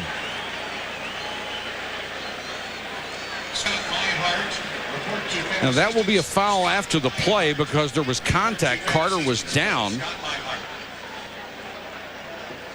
May, you have to give him credit for going to try to make the tackle, not grabbing the face mask. The face mask, number 88, 15 yards, Kansas City's ball, first down. Just so we update you on the 15 and 5. 5 is if you grab a face mask and let go, then it's almost like incidental deal, but it's a 5-yard face mask penalty. But when you turn a guy's head, they're going to tack on 15 every time. John Freeze did have Mike Pritchard wide open. Ball just slipped out of his hands. Another super call. I mean, they made two pretty good calls. So the interception and the penalty moves it to the 17-yard line. 1st and 10. Donnell Bennett, anyone? Sinclair trying to strip the ball, and Bennett just moves the pile near the 10. That's one of the things when conditions get like this. Defenders stop trying to tackle the ball carrier and start trying to create turnovers, and you see them continue to pull people. Rison moves down to come in. Now, this is where the wide receivers can make a difference. Try and shore up and do some blocking.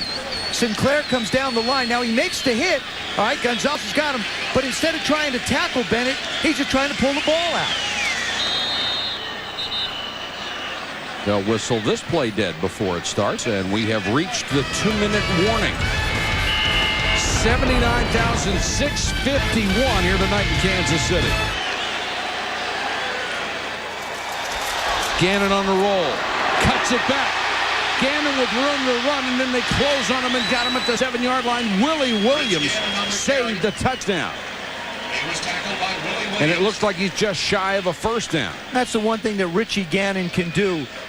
He has the ability to make plays after they break down. It was a sprint out to the right.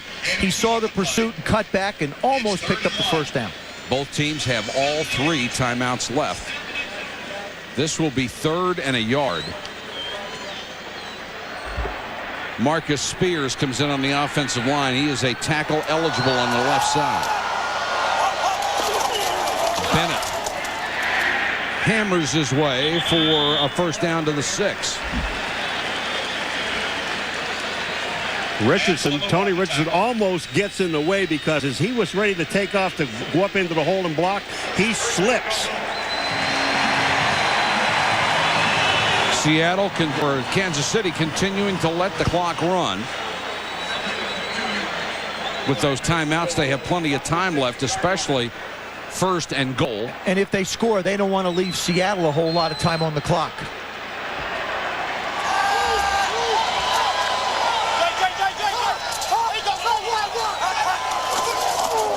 Bennett hit in the backfield, may have lost a yard. And they'll stop the clock with 28 seconds to go. The strong safety, Jay Bellamy, was in the backfield just about the same time Donnell Bennett got the handoff. Defensively, when you get in goal line, short yardage situations, it's got to be the guys in the middle making penetration. There goes Sally Amua. Here comes Tez. They got to fire the holes inside. Those are the guys that have to make the play. See him just block it up. It allows the ends to come around and make a play. If the guards can't get out and try and block those linebackers and those ends, you can fill the gaps in short yardage. Let me ask you this question. Do you throw the ball here? You look at the field. Yeah. You may not be able to kick a field goal. No, I think you're right. I think what you do is you got second down and goal. I think play action is a great choice here. If you want to run it again on thirds, you can and try for the field goal. But this would be the down if I was going to throw, that I would try some type of play action. All you need to do is get a defender to bite just for a second. And the footing is so bad, he's not going to have a chance to get out and make a play. Probably try and get it to the fullback. 38. Kimball Anderson. Yeah, you know this stuff, Paul. He and Gonzalez You sure you're not came. an offensive guy? He and Gonzalez came in tied for the receiving lead. Gannon is going to throw. Has time. Throws over the middle. Donnell Bennett near the 3-yard line. Stacked up there. Darren Smith was right with him. They'll stop the clock with their second timeout. 19 seconds left. Now I look for Tony Gonzalez. That would be the next likely suspect when it comes to throwing the football. Some way, shape, or form, try and get him one-on-one on the linebackers and let him use his basketball moves to get open and make a play. No, it really has to be frustrating for guys like Andre Rison and wide receivers, Lockett, and these guys, Horn, that are out there in a field like this. All basically what they've been doing is, you can see Andre Rison's face. He's looking to the sideline. I'm open. You throw the ball to me. Don't be afraid to do that. But on a field like this, they don't. But I still think before this game is over, a wide receiver is going to have an opportunity to make a big play in this game, whether it be Lockett or Rison or Galloway or Pritchett. Somebody's going to have a chance. That was the first pass in the last 23 for the Chiefs' play selection.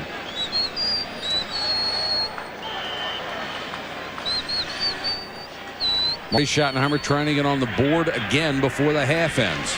Again, we will have an abbreviated halftime, approximately 6 minutes, so don't go anywhere. Horn is the only wide receiver. Richardson the blocking back.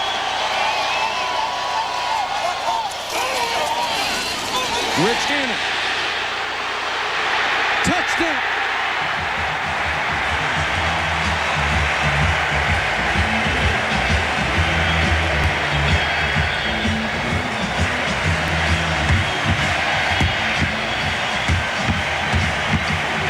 That is the dimension that makes Rich Gannon such a dangerous quarterback. Oh, man. Ted Popson. You talk about tight ends. They have to block and catch and all the things they do. We'll see them. Wow. Stoyanovich will try to make it 10-3.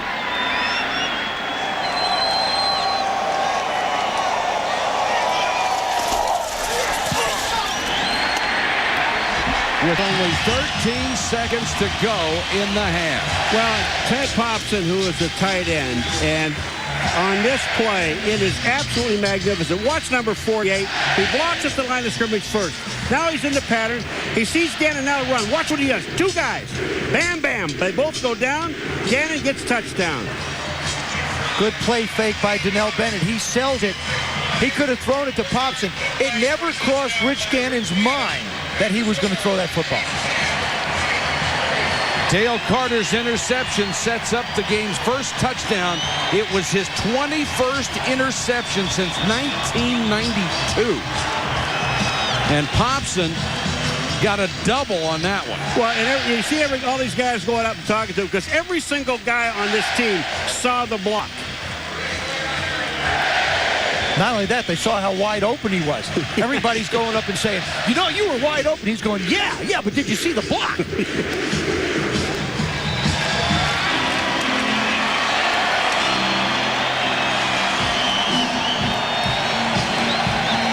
Aguiar has it teed up. 13 seconds to go in the half. Amon Green and Steve Broussard are deep. But they're not going to get the chance on a short skipping field goal taken by, or a kickoff, taken by one of the up men. And it's Reggie Brown who gets out near the 45-yard line. But there's only 8 seconds to go.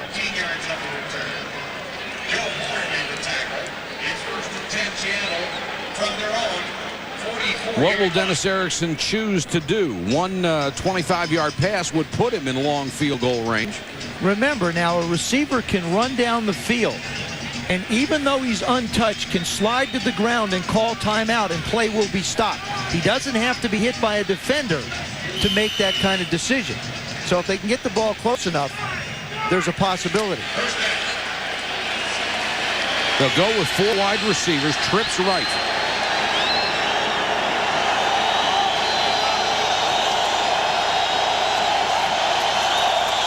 John Freeze in the direction of Galloway. Tipped. There is a flag down. If this is interference, it gives them a shot at a field goal. James McKnight ended up being the closest man to it, and it's against Seattle.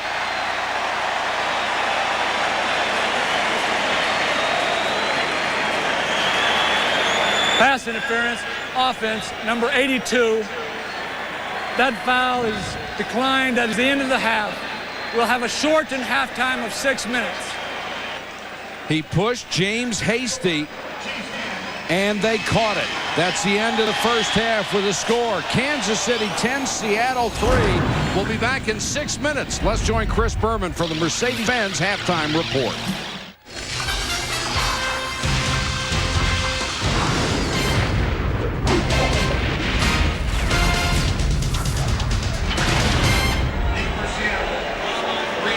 ESPN Sunday Night Football from Kansas City. It has been a mess. The players stayed on the field during halftime getting their ankles retaped.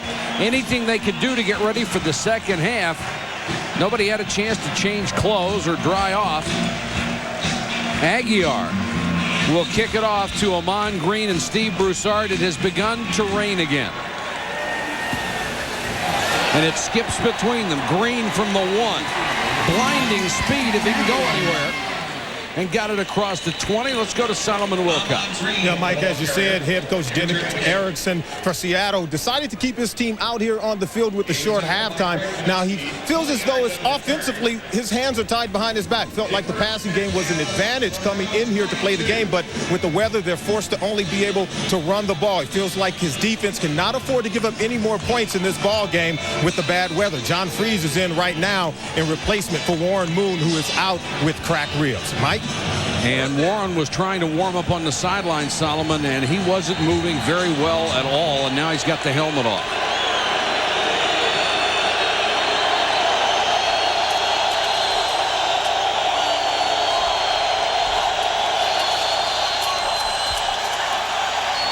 Freeze with time. That's Galloway. Across the 30. First completion to a wide receiver in tonight's game by either team. Joey Galloway with that great speed is going to scare James Hasty, or at least make him aware. Hasty peeking back in the backfield. Galloway does a nice job of stopping. See, the receivers have got a distinct advantage of going where they need to. Waters Bursts up the middle to the 37-yard line. That'll be a first down. James Hasty cut his legs out from under him. 6 yards on the play. I asked Ricky Waters yesterday, why, he always talks to himself, he does things, and why he does it, because people always say, this guy's always complaining because he doesn't get the ball. He said, I'm yelling at myself. I'm saying, Ricky, you could have picked up more yards. Ricky, you should have broken a tackle. He said, the whole time, I talked to me. Freeze wants to throw again, a little half roll, and he got it to Christian Fourier, the tight end, into Kansas City territory. And obviously, it is a little bit better throwing the ball here in the second half. Well, because the rain is just sort of sprinkling down a little bit, and it's not coming down that hard. Warren Moon trying to get his ribs taped up a lot. Play action fake is the key way to go. You bring the tight end across, you keep him in the middle of the field, you make the throws as simple as possible.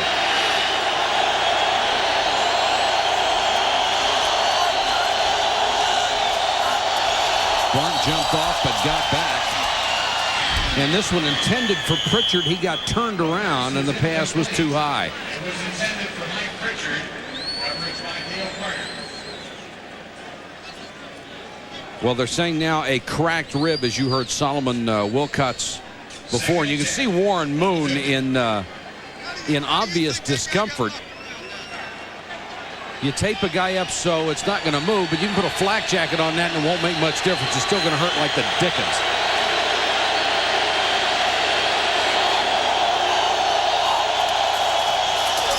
Waters. Another hard run to the Kansas City 45. Well, the one way that the Seattle Seahawks are trying to combat the defense of Kansas City, and especially Derek Thomas, is they're shifting the tight end to his side. Every time he lines up, they move the tight end over onto him.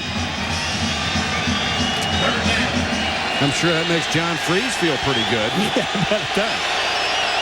3rd and 5. Freeze has Galloway open, and the ball just slipped right out of his hand.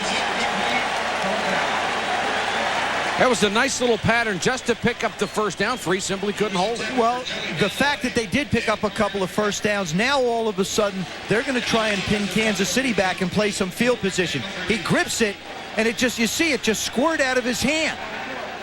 Believe me, throwing a football in this kind of weather is certainly not easier. It's actually easier when it's raining real hard. Fiegels will punt. Vanover is deep.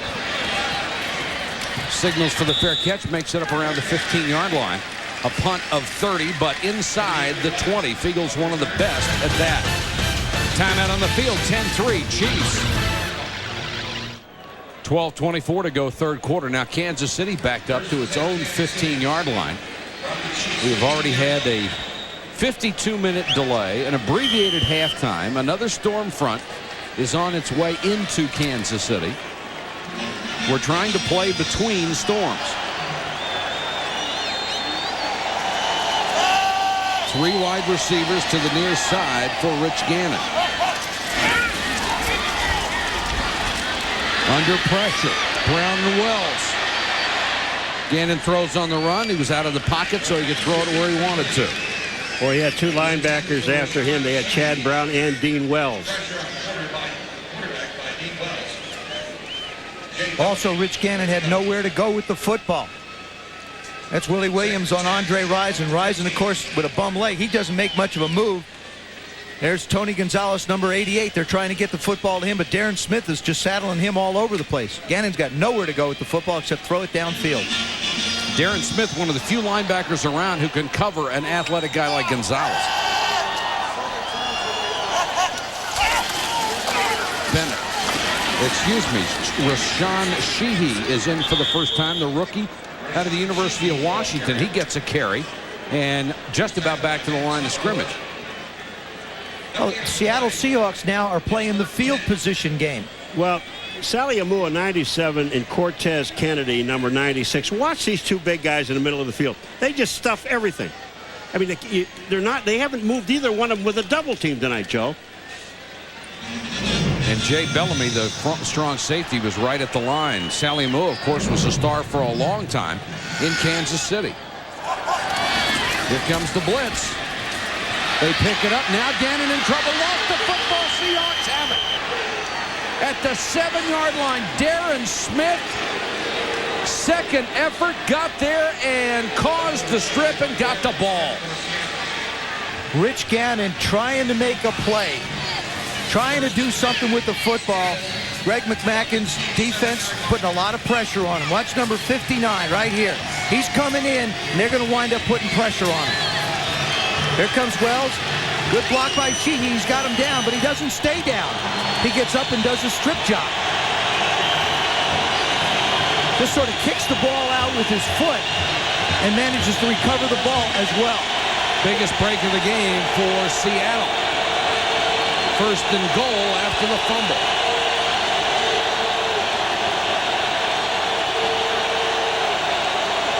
Waters. Maybe a yard. Tom Barnt, the nose man, would not be moved, and Anthony Davis was right there. I got to believe if you're Seattle, you're going to have to put the ball in the air to try and get a touchdown. I don't believe you're going to be able to pound it in against this defense. They're going to have, if they could allow 15 people, they're all going to be at the line of scrimmage. And they're all going to be in the middle of the field between those hash marks. I agree with you. Dennis Erickson's team is going to have to find a way to get it in the end zone. Galloway right, Pritchard left. Waters. Tom Barnt, the second, or check that, Leslie O'Neal, as Barnt came through the middle and O'Neal fired through and nailed the runner. They're running the same play over and over and over again, and what they're doing is putting Max Strong, number 38, they bring him in motion, and then they give the ball to Ricky Waters. And watch number 91, Leslie O'Neal. When Ricky Waters gets the ball, Leslie O'Neal is there. There's just no chance for him to go anywhere. Third and goal, back at the 10. Galloway and Pritchard both go to the far side.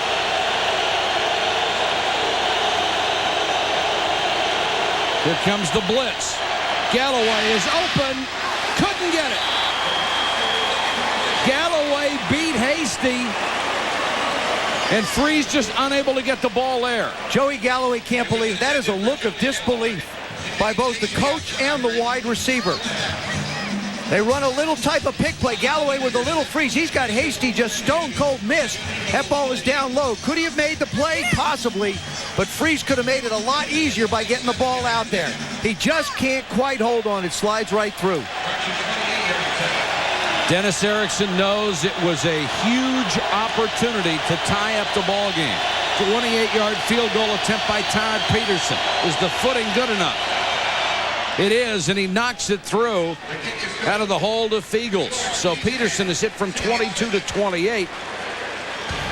Major win for the Kansas City defense as they face first and goal and hold into a field goal. That is a real fountain in Kansas City. They're not trying to pump water off the field here at Arrowhead, although it would have come in handy in the first half. Vanover from the 8. Slips the tackle and gets it out to the 28-yard line. Timeout on the field, 9:51 to go third quarter, 10-6 Kansas City. 10-6 Chiefs, 9:51 to go third quarter. We are in Kansas City, drying out at the present time, waiting another weather system. The misery index, it's been misery. 65 plays, 46 of them have been rushes. 4 fumbles, an interception, 7 punts, 5 total turnovers. We had nearly an hour weather delay. Rashawn Sheehy is the running back. Gannon short set and throws the completion to the 35-yard line. Andre Rison with his first catch.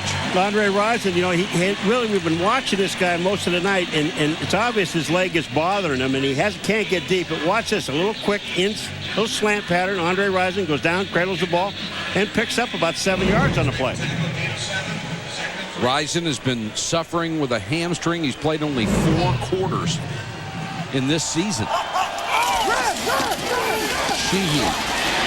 We'll try to get a report on Donnell Bennett. Earlier, he had bruised his hand, but had come back in the ballgame the last 2 series. The rookie Sheehy has been in there, and Bennett had run so effectively.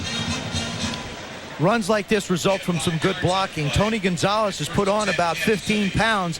Now he's on Mike Sinclair. He just takes him down. Again, they cave in that offensive line and pin everybody into a big pile and let the backs pick and choose where they want to go. There's Donnell Bennett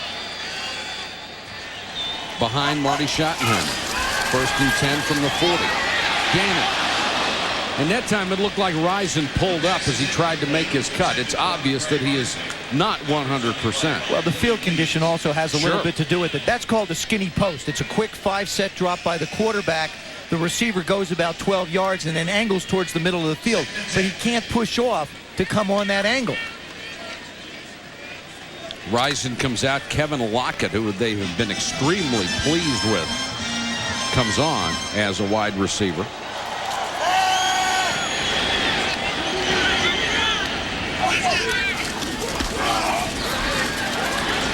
Gannon throws over the middle. Wells, great coverage on Gonzalez.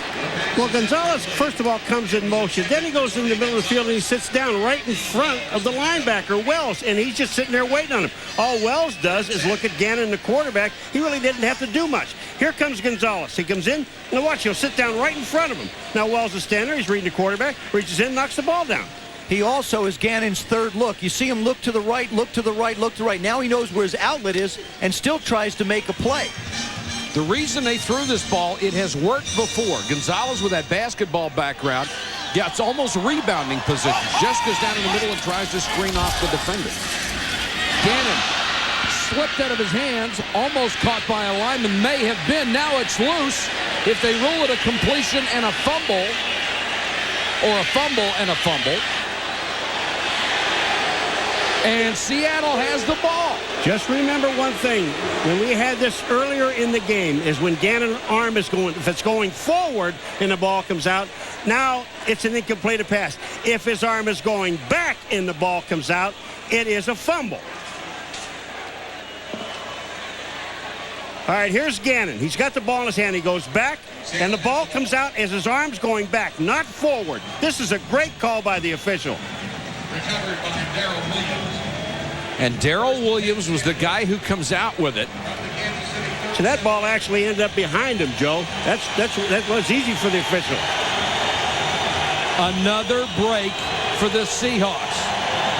Greg McMacken seeing another turnover. Let's see if the offense can take advantage. They got 2 fumbles at the 16 and the 7 and only got field goals out of it.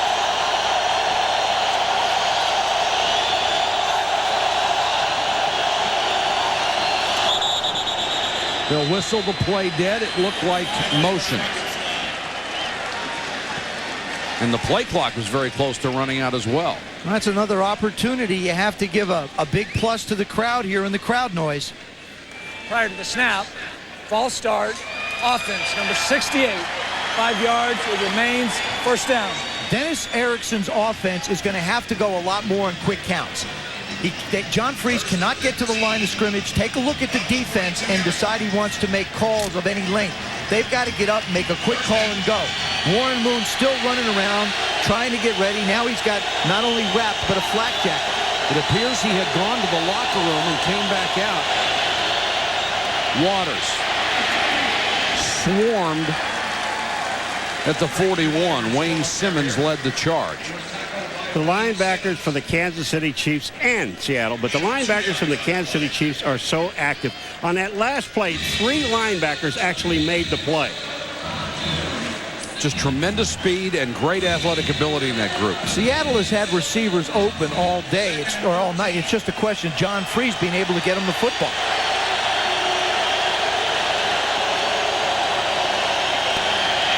Freeze to Deems May. To the 36. Wayne Simmons with the tackle.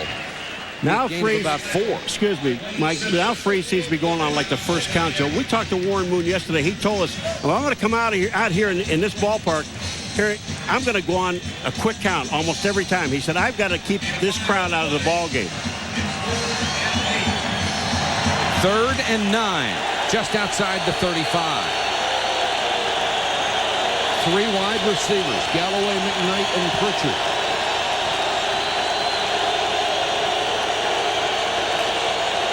Here comes the blitz.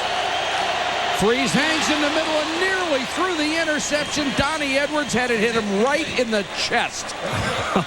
All that is Donnie Edwards just watching John Freeze. He just focuses right in on his eyes, and where Freeze is looking, Edwards is going to stand. What a great athletic move.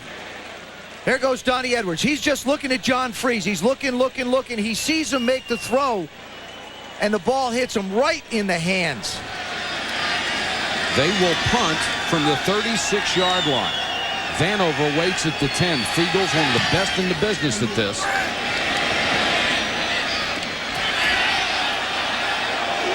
Did they keep it out of the end zone? It's picked up by Vanover. Now that's legal. And it is not a safety, because once the Seattle Seahawks touch it, the ball can be advanced by the offense, but it can't be a safety with possession in the end zone. And they're saying the ball did cross the plane. Even though it was picked up by the offense, it will be a touchback. First down, Kansas City. And they'll get the ball at the 20-yard line. Nearly pulled off a great play by Fred Thomas. 6:54 to go, third quarter, 10-6. The Chiefs. Dennis Erickson has had no success whatsoever against the Kansas City Chiefs. 26-26 in his 5 years at Seattle. 0-6 against Kansas City. And the Seahawks as a franchise have lost 15 of their last 16 games in this stadium. And we don't know what this discussion is about either. Been a lot of these tonight. Touchback results, first down. First and 10, Kansas City from the Chiefs' 20-yard line. And they're telling Dennis Erickson, I assume, what transpired on the last play when they tried to save it, but it was a touchback, so it comes out to the 20-yard line.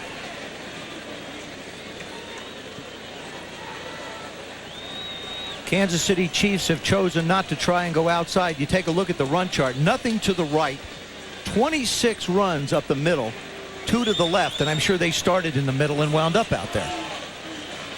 Well, one was Gannon for the touchdown when he... Yeah, but that was a fake up the middle. Yep. You're absolutely right. Got an injury report on Donnell Bennett. Apparently the bruised right hand is bothering him again. His return now is questionable. So each team has lost a star so far. Kimball Anders is the single setback, and he'll have to be the workhorse now. Chad Brown was right there. Sally Amoa in on the play. Somehow, some way, Kansas City has got to get themselves a couple of first downs and get out of this end of the field. Seattle's defense doing a terrific job of keeping them there. You keep them in long enough, something bad's going to happen for Kansas City. The only way that they're going to make a play to get some first downs is to put the ball in the air. And Rich Gannon's got to figure out a way to hold on to the football to get that done.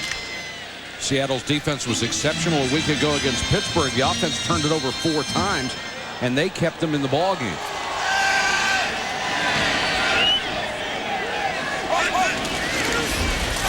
Gannon on 2nd and 10 under pressure. Sinclair got there, and so did Chad Brown.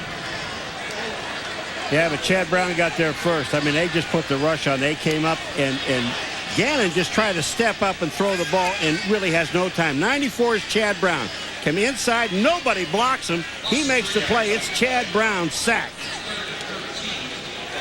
The ball's all the way back to the 17-yard line. It will be 3rd and 13. I can see you not blocking a defensive back or safety or corner coming in, Joe, but you've got a big old 94, Chad Brown. You got to be able to see him and block him. Here comes the safety blitz. Gannon with time to Gonzalez, but that will be a minor gain just back past the original line of scrimmage. And once again, the crowd lets its feelings be known.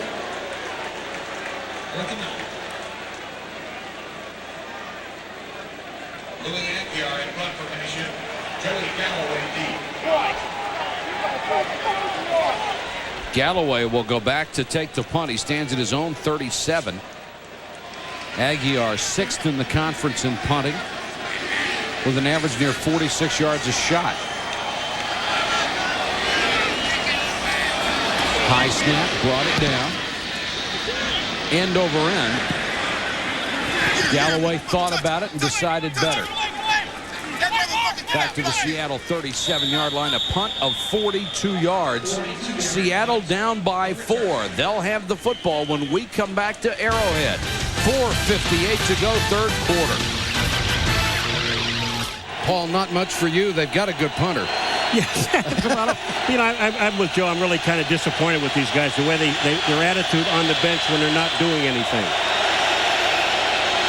Seattle from its own 37. Freeze to Galloway into Kansas City territory.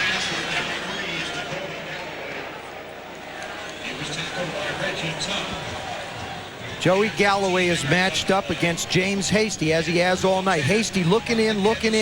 He's just not going to get beat outside. Joey does a nice job of gathering himself and not slipping. You want to know what's happening to Derek Thomas tonight? We talked about him before. He just can't get any footing. Watch this. When he leans, and usually, you know, he tries to torque his body. He's leaning. His feet are going out from underneath him. That completion was 16 yards, the longest play of the game. Waters breaking tackles. Lost the football. The officials have not ruled yet. Now they do. It's Kansas City ball.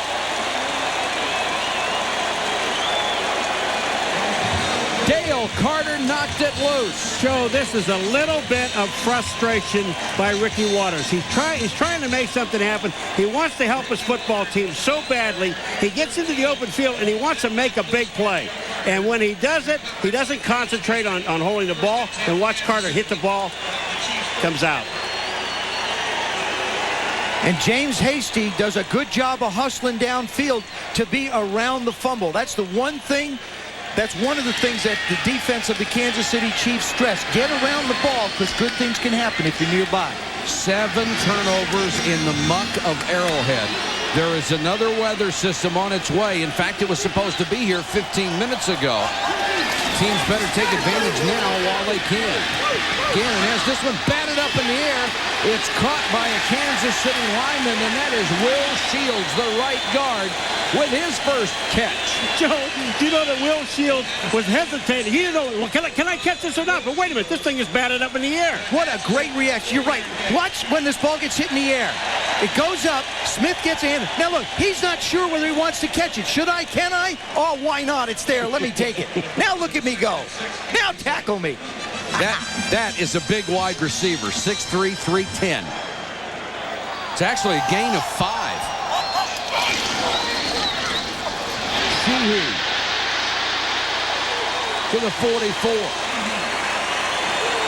Over 50 points on the board. 1st and 10, Seattle trying to dig itself out of a field position hole. Gannon with time. Horn, he fumbles. And Seattle has it again. Joe Horn with the catch. Darrell Williams got it away. Sean Springs hit him. I guarantee you that the coaches are going to get with the receivers, the running backs, and anybody that handles the ball and say, listen, don't try and get cute. The field conditions aren't going to allow you. Gannon look at him keep 2 hands on the ball. What a smart move that is. Horn makes the play. All right. Now don't put it in one hand. Look at the field conditions. Look at the ball. Cover it up. You talked about a pass earlier being a shot put. Did you see Rich Gannon? Sure. He's trying to get everything he can behind it and just shove it out. But did you see the adjustment that he made by keeping 2 hands on the ball for such a long time? Something Horn's going to have to do. 8 turnovers in the game. Galloway end around. Got by Reggie Tongue, picked up a yard and went down at the 45. There's something I really can't believe that Galloway did that. Not that he stopped, he could stop. I mean, we saw this field underwater, totally underwater. Joey Galloway on a reverse. Watch what he does. He actually stops on this field. Hugs out there. Look at this. He stops, comes back, doesn't make much. That tells you how good he is. Well, it took him about 6 steps to stop.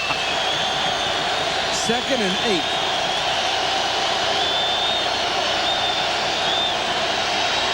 Waters got a yard. Let's go to Solomon Wilcots. Yeah, Mike, after the last fumble by Ricky Watters, he came over to the sideline, started to pull off the arm pads. He is now in the game without anything on his arms, no gloves. Feels like it's going to help him to be able to hold on to the football. We'll see right here. All right, Solomon, you know he wants to make up for the costly error on the last possession. It's been all Seattle as far as field position, but they've only gotten the field goal out of their advantage.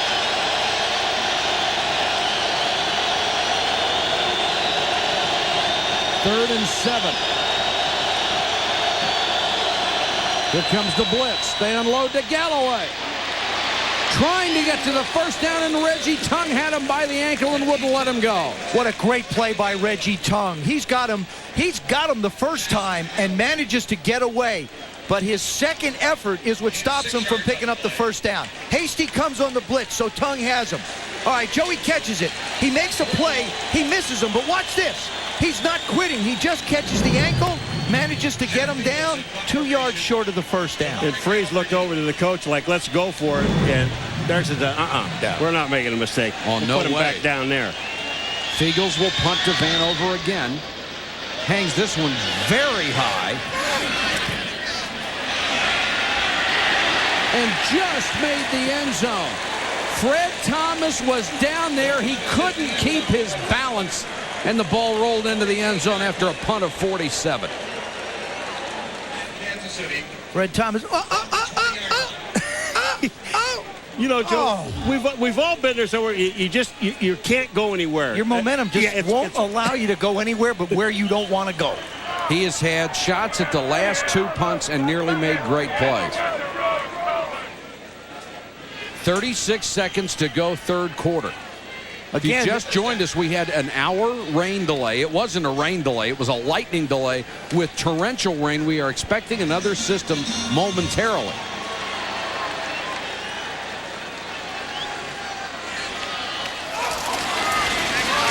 Gannon play action.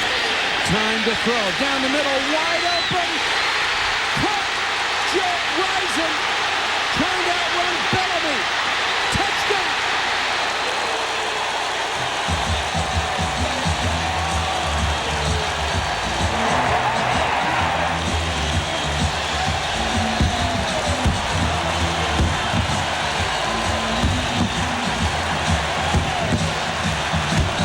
The play action set it up, and Gannon threw a strike.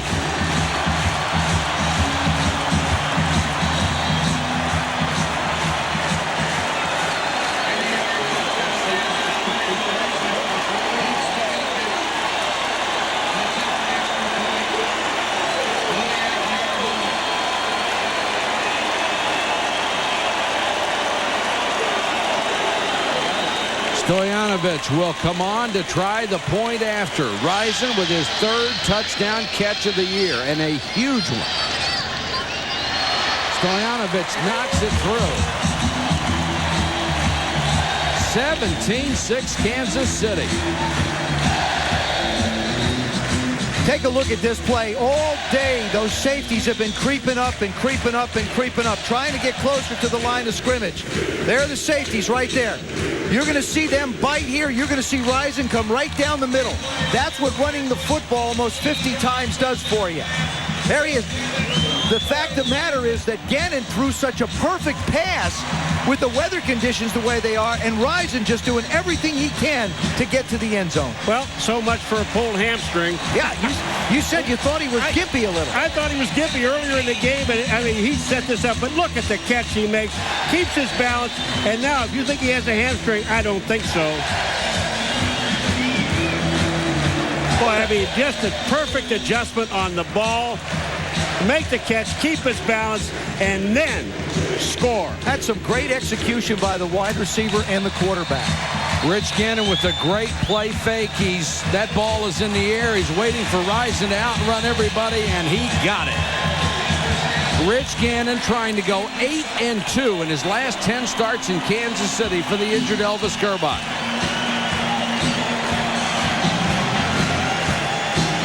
(17-6) Kansas City.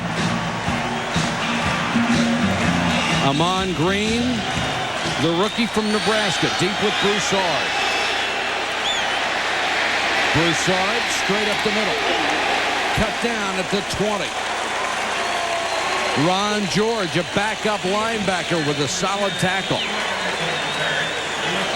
And now without Warren Moon, John Freeze at quarterback, you've got to come from 11 points down. I still think the advantage lies with the offense and the wide receivers. I think Joey Galloway's going to be able to get open. The thing is that Mike Pritchard and James McKnight have got to make some plays. The other two wide receivers. Freeze has been the only guy out there all night with a clean uniform. Give him another 10 minutes.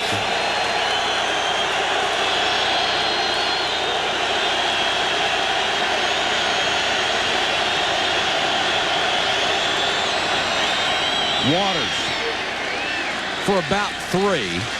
Ricky Waters, the ball carrier. And Seattle is going to be content to let the clock run out on the third period of play. They'll have it 2nd and 7 as we start the fourth quarter. The big play of the ball game. Rich Gannon with an 80-yard strike to Andre Rison.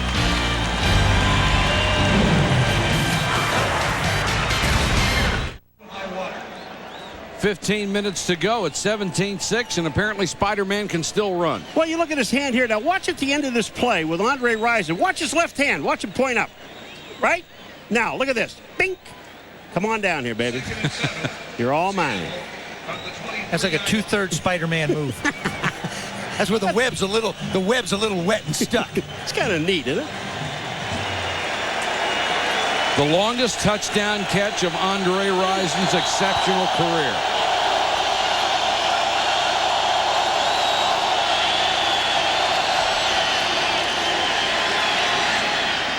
Freeze throws for Max Strong. He can't come up with it. The winner of this game will go to second place in the AFC West, a game behind Denver at 4-1. The loser will fall to 3-2, even with the resurgent Oakland Raiders. It is a huge game, especially for the Seattle Seahawks. They are trying to make a statement. Of course, Kansas City trying to make the same statement. This is Arrowhead. Nobody comes in here and wins. 3rd and 7.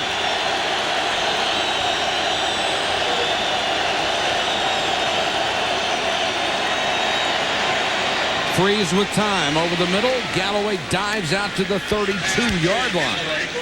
Another nice play by Galloway after the catch.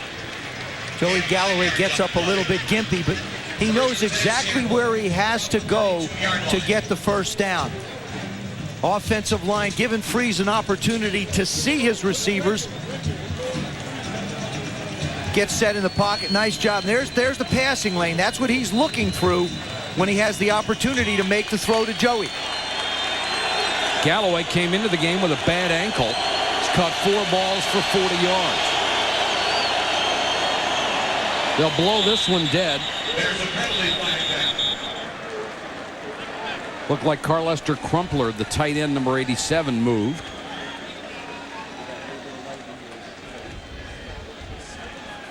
Prior to the snap, false start, offense number 87. 5 yards, it remains first down. And penalties are so much more devastating in field conditions like this. Yards are so hard to get, you can't get extra yards back. Especially when you're looking at 1st and 15 and you can't pick up big chunks. There's something you have to remember. Dennis Erickson replaced John Freeze last year in the offense because he couldn't throw the ball effectively down the field like Warren Moon. We just saw a big play by Kansas City down the field. That's what Freeze is going to have to do for Seattle on offense. Waters, Barnt waiting for him. There's another flag down. Kansas City indicates this one too against Seattle. And holding. You know, you make one mistake, moving. That's 5. Now you got holding. That's 10 more. And that adds up to? Wait. Let me get my shoes on. Oh, I'm sorry. 1st and 25. I didn't mean to throw that one at you. Holding, offense, number 75. up 10 yards. It remains first down. It's the house, Howard Ballard. Let's go to Solomon Wilcots. Thank you, Mike. Seattle, their tight end, Christian Fourier, he's suffering from leg cramps in his lower leg. Had to be taken into the locker room. They're going to try to give him some fluids to see if he can get back into the game. Right now, his return is questionable. Mike? And that's why Crumpler is in there. He was the starter in '97, lost his job to Fourier. First and 25.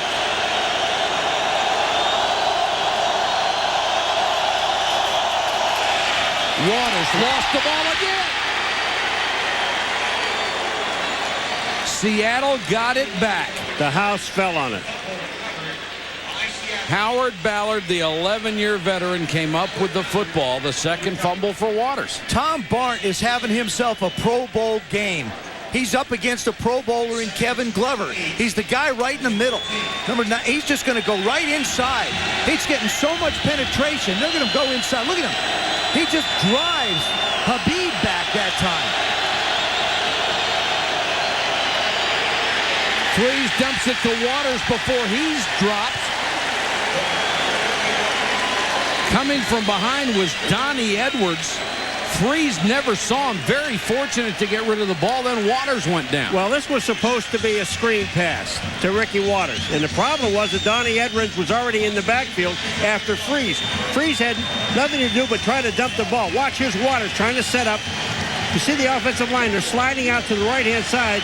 But when Freeze finally gets the ball to Waters, he falls down. It is 3rd and 34. You know, when you look to the sideline, coaches don't even signal anything to you in this instance. They don't even look at you.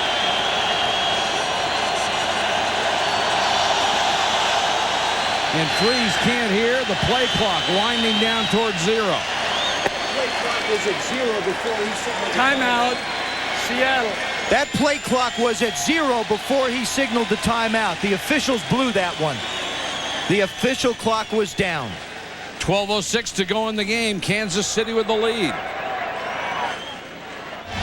The result of that last timeout by John Freeze, instead of 3rd and 34, he would have had 3rd and 36. They're going to need those timeouts. Now he goes to the shotgun, standing just in front of his goal line.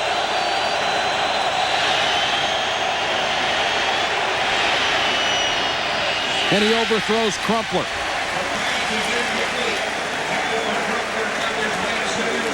Now the field position should again belong to Kansas City. When it's 3rd and 34, the defense has a decided advantage. That's McMillan up top. That's Hasty down the bottom. There's just really no place to go with the football. There, as you see McKnight, he releases outside with Dale Carter just waiting for him to make a move and jump him. Fiegels has to punt out of the end zone. Returnable kick if Vanover can get to it. And he can't. That's a great kick by Fiegels. Angled it away from him toward the sideline and kicked it out of the end zone. 49-yard kick. A tremendous effort by Jeff Fiegels. Kansas City still leading 17-6. Back in a moment.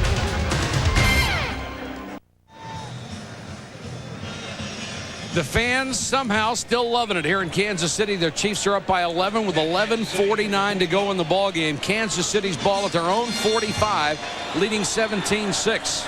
Mike Patrick, Joe Theismann, Paul McGuire, Solomon Wilcots with you on Sunday Night Football. Sheehy grinds up the middle for a yard. It doesn't look too bad out there right now. But if you weren't with us earlier, before the 1-hour delay, this is what it looked like. And the playing conditions these guys had to go through. It was almost impossible to play.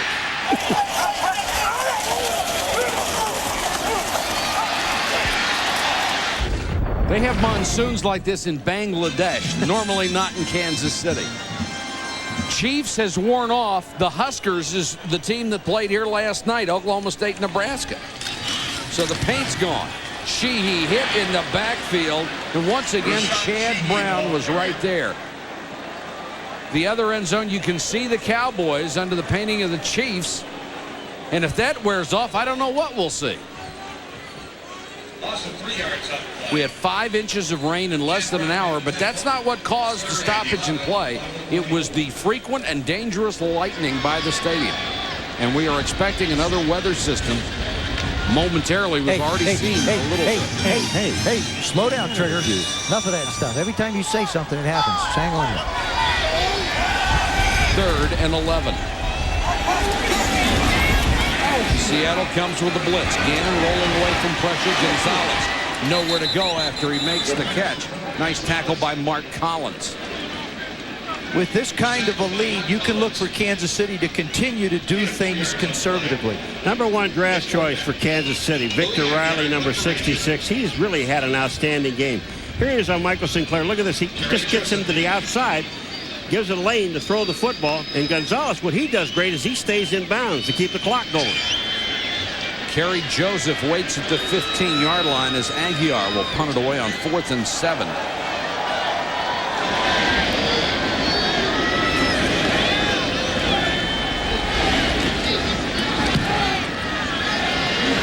A wobbler. Joseph at the 17. Has the seam up the middle. Joseph cuts to the outside. One more man to beat. Aguiar, the kicker, the only one back. And Louis Aguiar saved the touchdown. No flags. The play will stand. A 66-yard return. And you saw Pete Rodriguez. That was one of the great offseason acquisitions for the Seattle Seahawks, the former Redskins special teams coach, and boy, has he made a difference. Josephs does the only thing you can do in field conditions like this. Go north and south. Watch him stay inside the hash marks. He's just making moves right up the middle. And what a terrific job by Aguiar. You see him trying to be blocked. He won't do it. Knocks him out of bounds. Pete Rodriguez has done a magnificent job with the Seattle special teams. You can see how much better they've gotten and how much worse the Redskins have gotten without Rodriguez.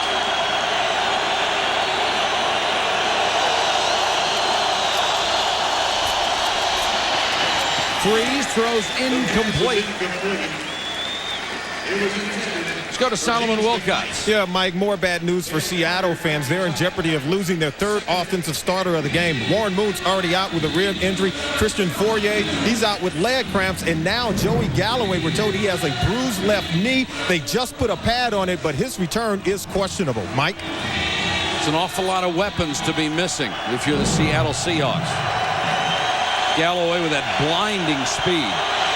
This is the 4th drive. The Seahawks have started inside the Kansas City 40. They've gotten 6 points out of it. Here comes Thomas. They get it to Waters in the flat. What a tackle by Hasty. Well, on the play before this, Ricky Waters ran the same thing, same route, out in the flat. He was wide open. At least he thought he was. So he came back in. They saw something to throw it to Waters. They come back with the same play. Derek Thomas has had little success going outside because of the footing. Now what he does is he starts Walter Jones outside and comes inside and just gets enough pressure to cause Freeze to unload the ball to Waters, and Hasty with a sure open field tackle. 3rd and 9.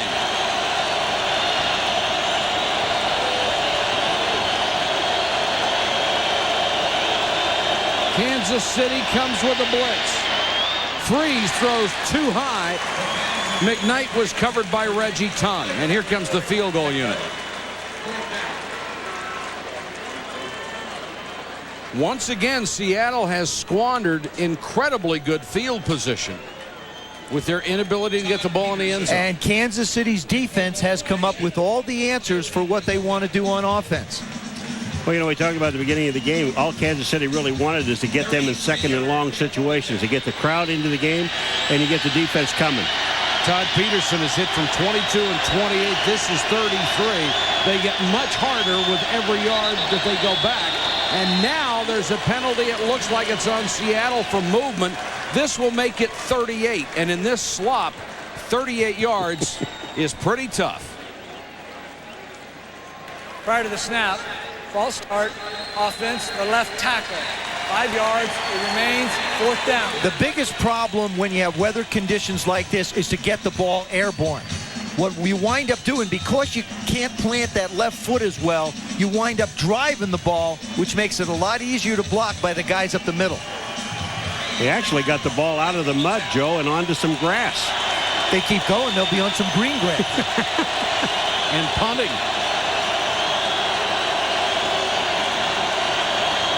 High snap. They got it down, and Peterson hooked it because it messed up the timing.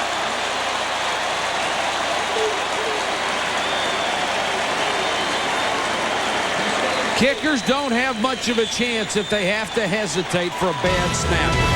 Fiegels got it down, and Peterson just hooked it. It's not raining. That's a fountain. Thank goodness. We had rain like this in the first half. Kansas City is the city of fountains. And tonight, it's the city of football and the city of Belly Boy. Let's at least give him that. You know, pretty soon all that paint's going to wipe off, and his neighbors are actually going to know who he really is. And then I don't know if he's going to get back in the neighborhood now. I guess that ab machine broke on him. And you can't tell the other number. All you can see is the 1.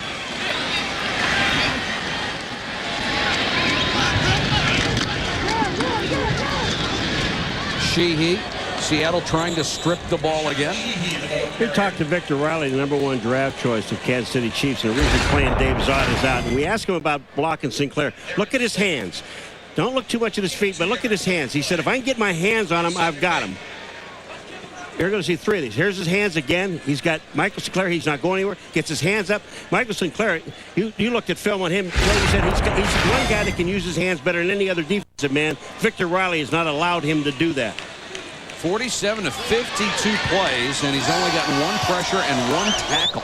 That's a great job by Riley. Rison on the quick flanker pass. Pushed out of bounds after a gain of a couple to the 32 by Willie Williams. He was forced out of bounds by Willie Williams.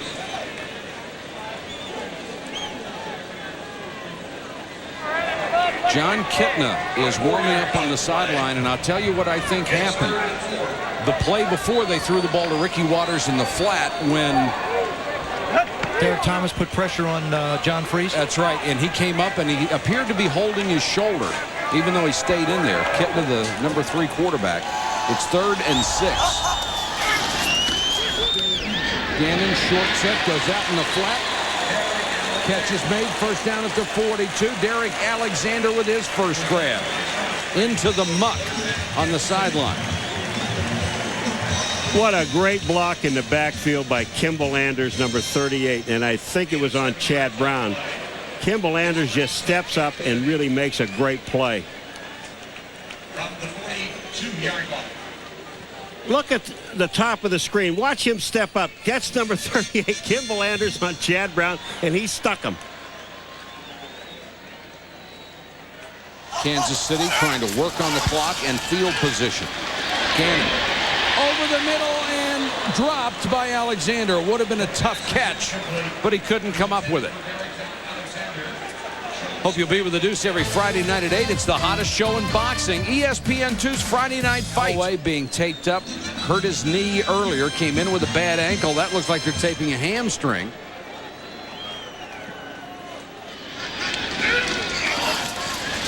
Sheehy on the toss. Cuts it back. Cuts it back again. Sheehy to the 49. That is the difference between Donnell Bennett and Rashawn Sheehy. This is why they drafted him. They like his quickness and his ability to change direction. Again, Seattle predicates their defense on the ability to flow to the ball, as much does Kansas City. As he starts to the right, you see him set up. Chad Brown stops it now, keeps his balance, does a good job. Now the move, and now the acceleration. Back against the grain, can't go much further, cuts it up, picks up what he can. That'll make it 3rd and 2. Anders, the single setback. Seattle showing blitz. 8 guys at the line. Gannon into the flat. It won't be a first down as Rison caught the ball that is then buried. Sean Springs led the charge. Williams was also over there. Andre Rison had the first down, but he had to come back to the ball. It's like another one of those shot put deals. Oh. Andre's got a face full of what used to be grass at Arrowhead and dirt. And now Kansas City will punt on 4th and 2 with 5:39 to go in the game. Tough to play if you can't see.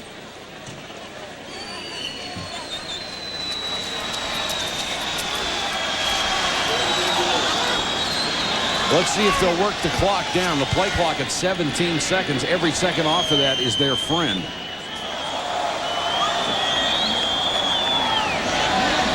And Aguiar letting it wind down.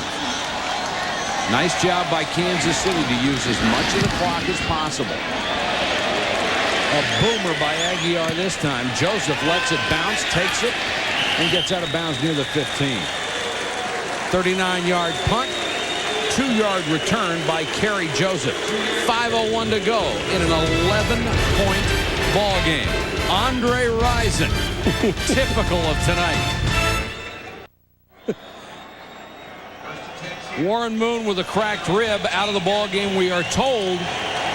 And I really don't believe this one. John Freese has a headache. A headache. He's out of the ball game. Kitna is in.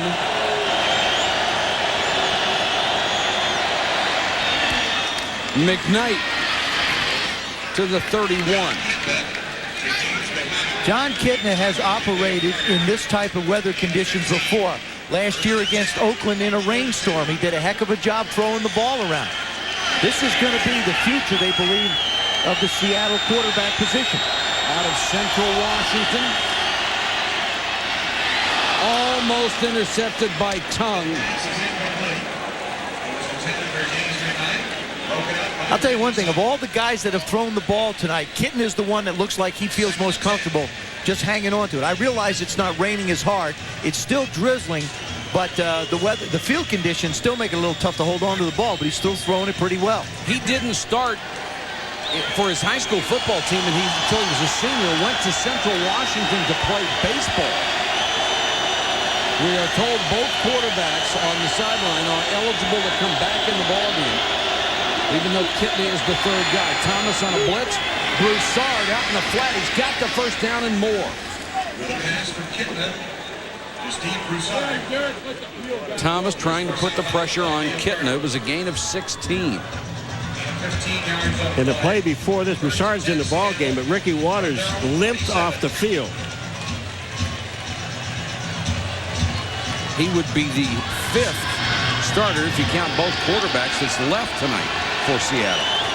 It's been a terrible night for them.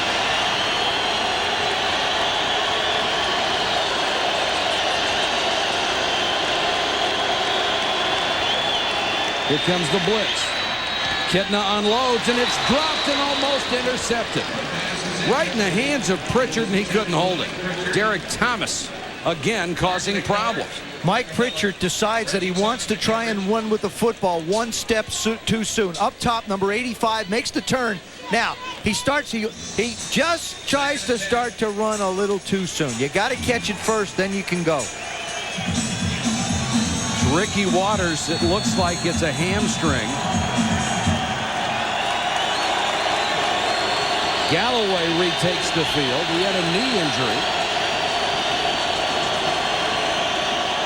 4-man rush this time against Kitna. Dumps it to Galloway.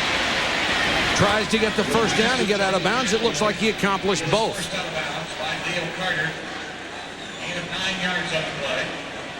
Correction, gain of 10. That's a tough kid. We watched about 10 minutes ago. They're taping his knee up, putting a brace on Galloway, and here he is back in the ball game getting the first down. When you get noise like this in a stadium, the quarterback can't communicate well, so what happens is Kitna lifts his hand.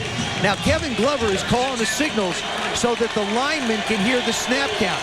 He is actually making the calls and then snapping the ball. Kitna is moving the clock. Another blitz. They pick it up again. Kitna throws, and Broussard had it go right through his hands. Pass is incomplete. Intended for Steve Broussard. You know, this just looks like the place to throw the football, Joe, in the middle of the field, because the defensive backs are, James Hasty falls down. They're all falling down in the mud. And what's happening is that the linebackers are rushing from the outside. So you're right, it is exposing the middle. Broussard just, right off his fingertips, just slides right through like everything else tonight.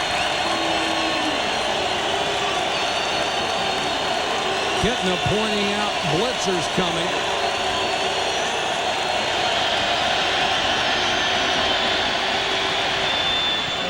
Over the middle, Hasty got his hands on it. Nice coverage on Pritchard. There's one that had his 32nd career interception. There's one that James Hasty knew he had. He read the route perfectly. He's in the slot. Number 85 goes up the field. Watch when Hasty turns around. He turns around when Pritchard turns. Ball hits him right off the right shoulder pad into the face mask and winds up with an incompletion. You can't be in better position. That's got to be film study. He has seen that so many times, he's going to be in perfect position. 3rd and 10 for Kittner. Galloway is not on the field.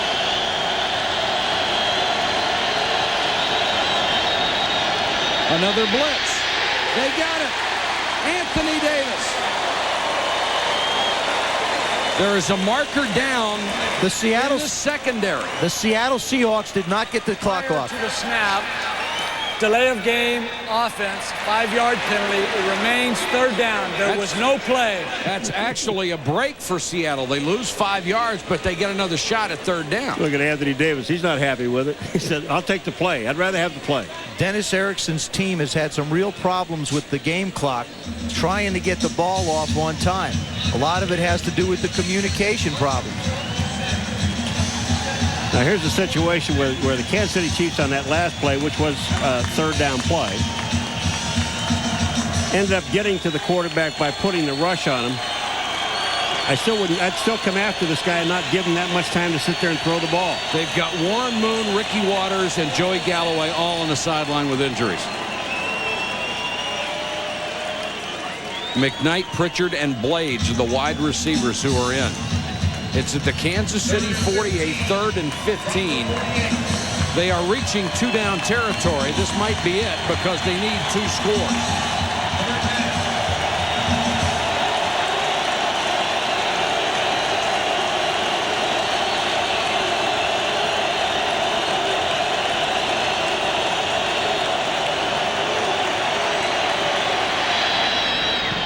Incomplete. Intended for Pritchard. Mark McMillan, the little guy at 5'7", 150 pounds, was right there. And no sign of the punting team. They will go on 4th and 15. That's why the throw that Kittner made there, trying to pick up 15 yards on 3rd down, doesn't make sense. You almost know you're going to go for it on 4th. Try and get it to a manageable number. Maybe a 4th and 8 or a 4th and 7. Take half of that full distance. That was not a well thought out throw. Galloway back on the field. Seattle with 1 first down in Kansas City territory all night. Kittner throws. This is incomplete. Galloway wants a flag, and he got it. And it sure looked like Dale Carter was there early. Well, Dale Carter even pointed to himself and said, it's on me.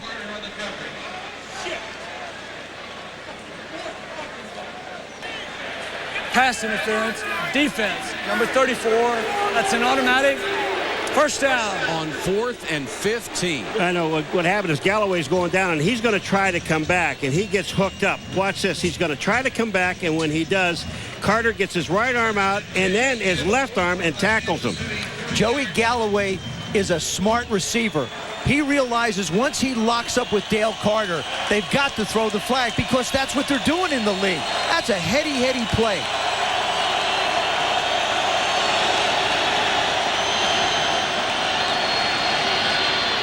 Kittner with a pump fake down the middle. Hasty interception.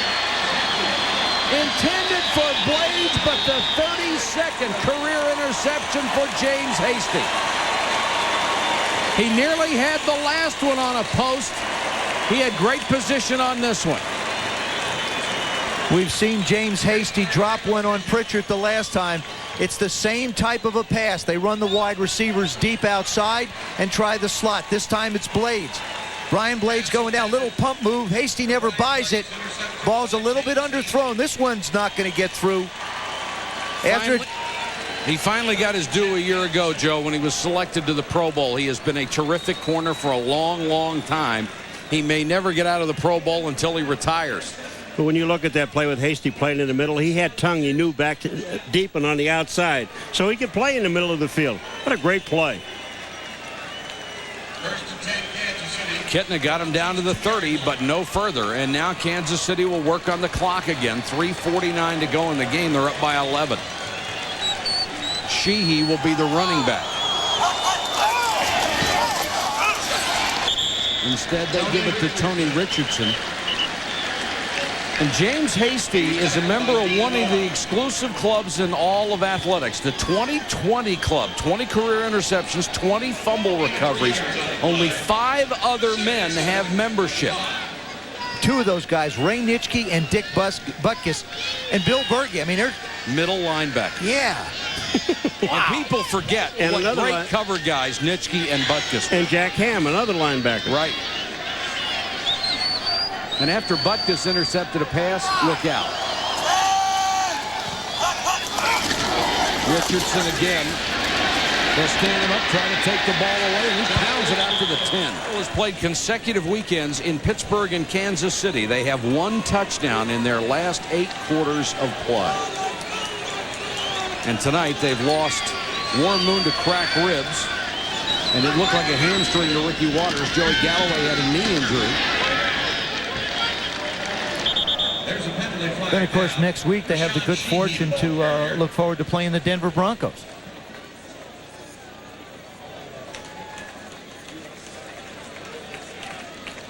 Kansas City just trying to grind it out for a first down. Let's check the marker. Face mask against Seattle. That will give it to them, certainly. Face mask, defense, 5 yards only. First down. We said at the beginning of the telecast that Seattle would find out about itself tonight, how good a ball club it was. I think the playing conditions have wiped out any kind of an evaluation about are they equal to Kansas City or what. Oh, you're right. When you turn the ball over as many times as both teams have, it's tough to evaluate a situation. I will say this, the crowd noise certainly gave the advantage to Kansas City because we saw some offsides that hurt some opportunities for the Seattle offense. The other thing, too, is when Dennis Erickson walked in a meeting with us yesterday, he said, this is Warren Moon's team. Now, Warren Moon gets hurt. He's not out there playing. And again, I agree with you. The conditions really don't determine how good the Seattle or how bad the Seattle team is. I think they're very good. They have to have all their weapons, though. Sheehy. Brought down to the 18-yard line. Seattle with 2 timeouts left as we approach the 2-minute warning. And they'll use one there. So the second down play will take us to the 2-minute warning, and they will have 1 timeout left after that.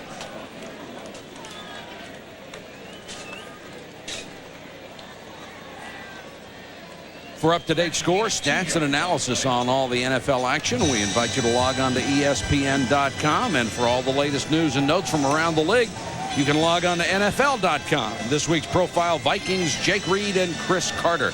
Plus, after the game, check out all the Week 5 highlights only on NFL.com.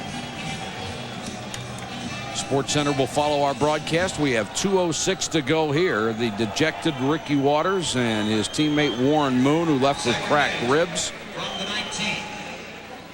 But the story of tonight will be the monsoon-like weather conditions that forced a 59-minute weather delay in the first half.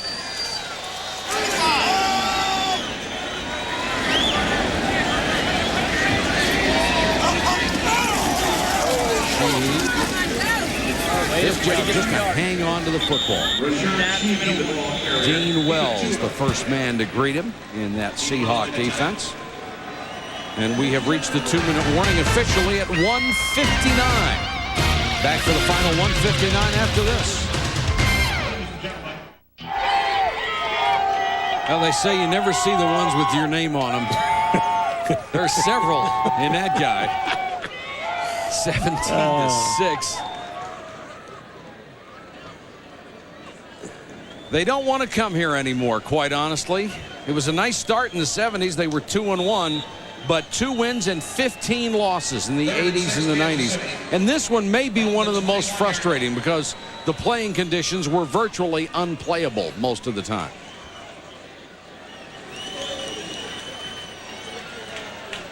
3rd and 6 for Kansas City.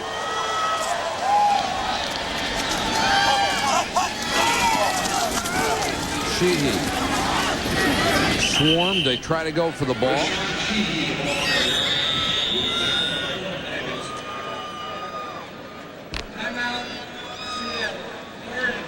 There's the condition. Sean Springs just making his own little pile. Now he's making his own little mud ball. Now he's looking for somebody to throw it at. Hey, if you can't defend them, just throw it at him. Some people make little snowballs. Some people make little mud balls. These are all kids playing a game. There's a kid that's had himself a night, James Hastings. Here's what the Seahawks have coming up. As Joe mentioned earlier, they'll play Denver. Then they get a bye week, and the first of a 6-game string in the AFC West. Easily the toughest division in football, along with the NFC Central. And we will be there for that game at Oakland that will conclude that run. Kerry Joseph drops back to his 35. Let's see if Seattle goes for the block against Aguiar. End over end. Joseph at the 45. Got a couple of blocks and back into Kansas City territory. Seattle has played in Kansas City territory very much of this night and have not taken much advantage of it. There is a flag down as one of the Gunners was tied up with 2 Seattle players. Here's Kansas City's upcoming schedule. New England, then they get their bye week. Pittsburgh, the Jets, Seattle, and Denver. After that, the end of their schedule is the easiest part because they get to feast on the NFC East. Oh, how can you say it's the easiest? Because the NFC East hasn't beaten anybody. Well, that's a very good reason for saying it. They might have their stuff together by December. I would think. First down. This penalty will go against Kansas City on punt coverage. And Marty Schottenheimer is livid about that call. First and 10, Seattle. Danon Hughes will get the personal foul. Oh, I see. Throws the left hand out of Broussard's face. And Broussard did a good job not retaliating. It would have been offsetting penalties. I don't know if Marty saw that part of it, but he's given the official a real earful. Seattle will set up shop at the 31 now. They still need 2 scores. Yeah, I guess he disagreed with it. Marty said that was a bad call. But when he sees the replay of it hitting him in the head.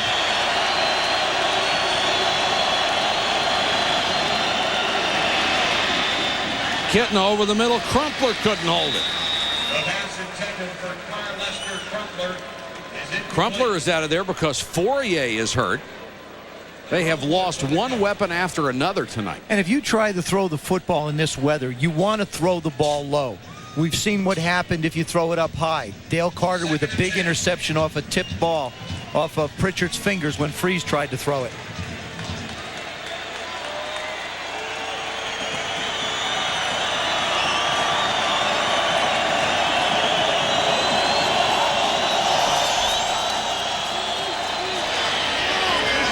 Kitna for McKnight, had a shot at it and couldn't hold it. It's hard enough to make the easy catches tonight. You let the ball get to your body, you've got no chance of holding on to it because it's too wet and too heavy. McKnight goes by Carter. Woods comes over. He's got a chance to make a play on that ball. It just gets into his body. Watch this. Goes through his hands, down his forearm, off his chest, and out of bounds. You know, they need to make some of these catches if they're going to help their quarterbacks. Well, McKnight has struggled catching the football. He's had a few get away from him in the last couple weeks. But that was a catchable ball. And it would have been a touchdown. 3rd and 10. Kitna's thrown it awfully well.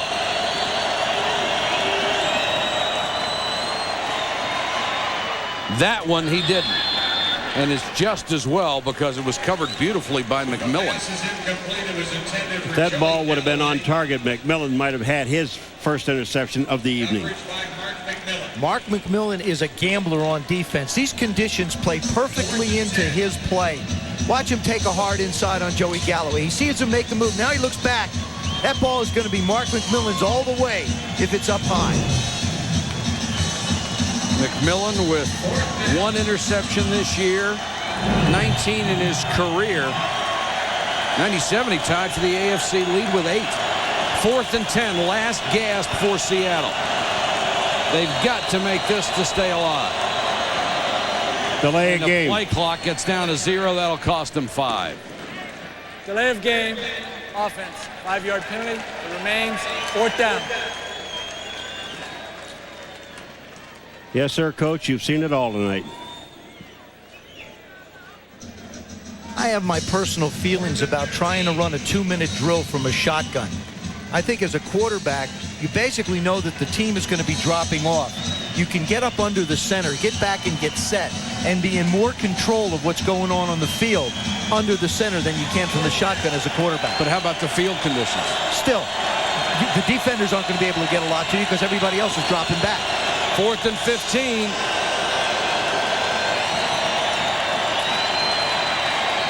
Kitna trying to buy time now to try to run. Kitna has room. He won't get there. He reaches the 25-yard line, 4 yards short. They'll turn it over on downs. Wayne Simmons made the tackle. And now Kansas City will just have to run out the clock. Seattle can no longer stop it. The storyline from Kansas City, we had play suspended nearly an hour for lightning and poor field conditions. 5 inches of rain in less than an hour. 9 turnovers in this game. 7 fumbles hit the ground. 2 interceptions. And Warren Moon had to leave the game with a cracked rib.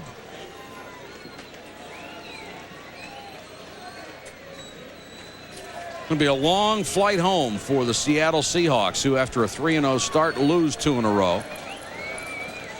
But I agree with you, Mike. I like the Seattle Seahawks football team. You know, I mean, there's a lot of character on this team, and between Warren Moon and Ricky Waters and that man there, the coach, they're going to give some people a lot of problems. They've got to get their guys back healthy. They do, and they felt like this was a game where they would find out how good they are. I don't think they answered a lot of questions in this football game. I think they still can feel good about who they are and have an opportunity next week with Denver at home to make a difference. Obviously, if they can, beat Denver, they move a little bit closer and bring Denver a little closer back to the field. The Kansas City Chiefs continue their dominance of the Seattle Seahawks. But Seattle is closing the gap on the elite in the AFC West. Another win for Rich Gannon. He's only 8-2 as a starter in the last 2 years for the Kansas City Chiefs.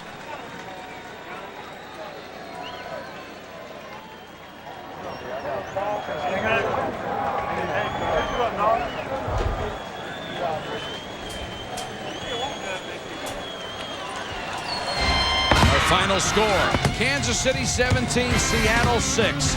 Coming up next, Sports Center, Dan Patrick and Kenny Mayne, the complete wrap-up of the day in sports. For Joe Theismann, Paul McGuire, Solomon Wilcox, and our entire ESPN crew, this is Mike Patrick. Good night from Arrowhead. This has been a presentation of ESPN, the worldwide leader in sports.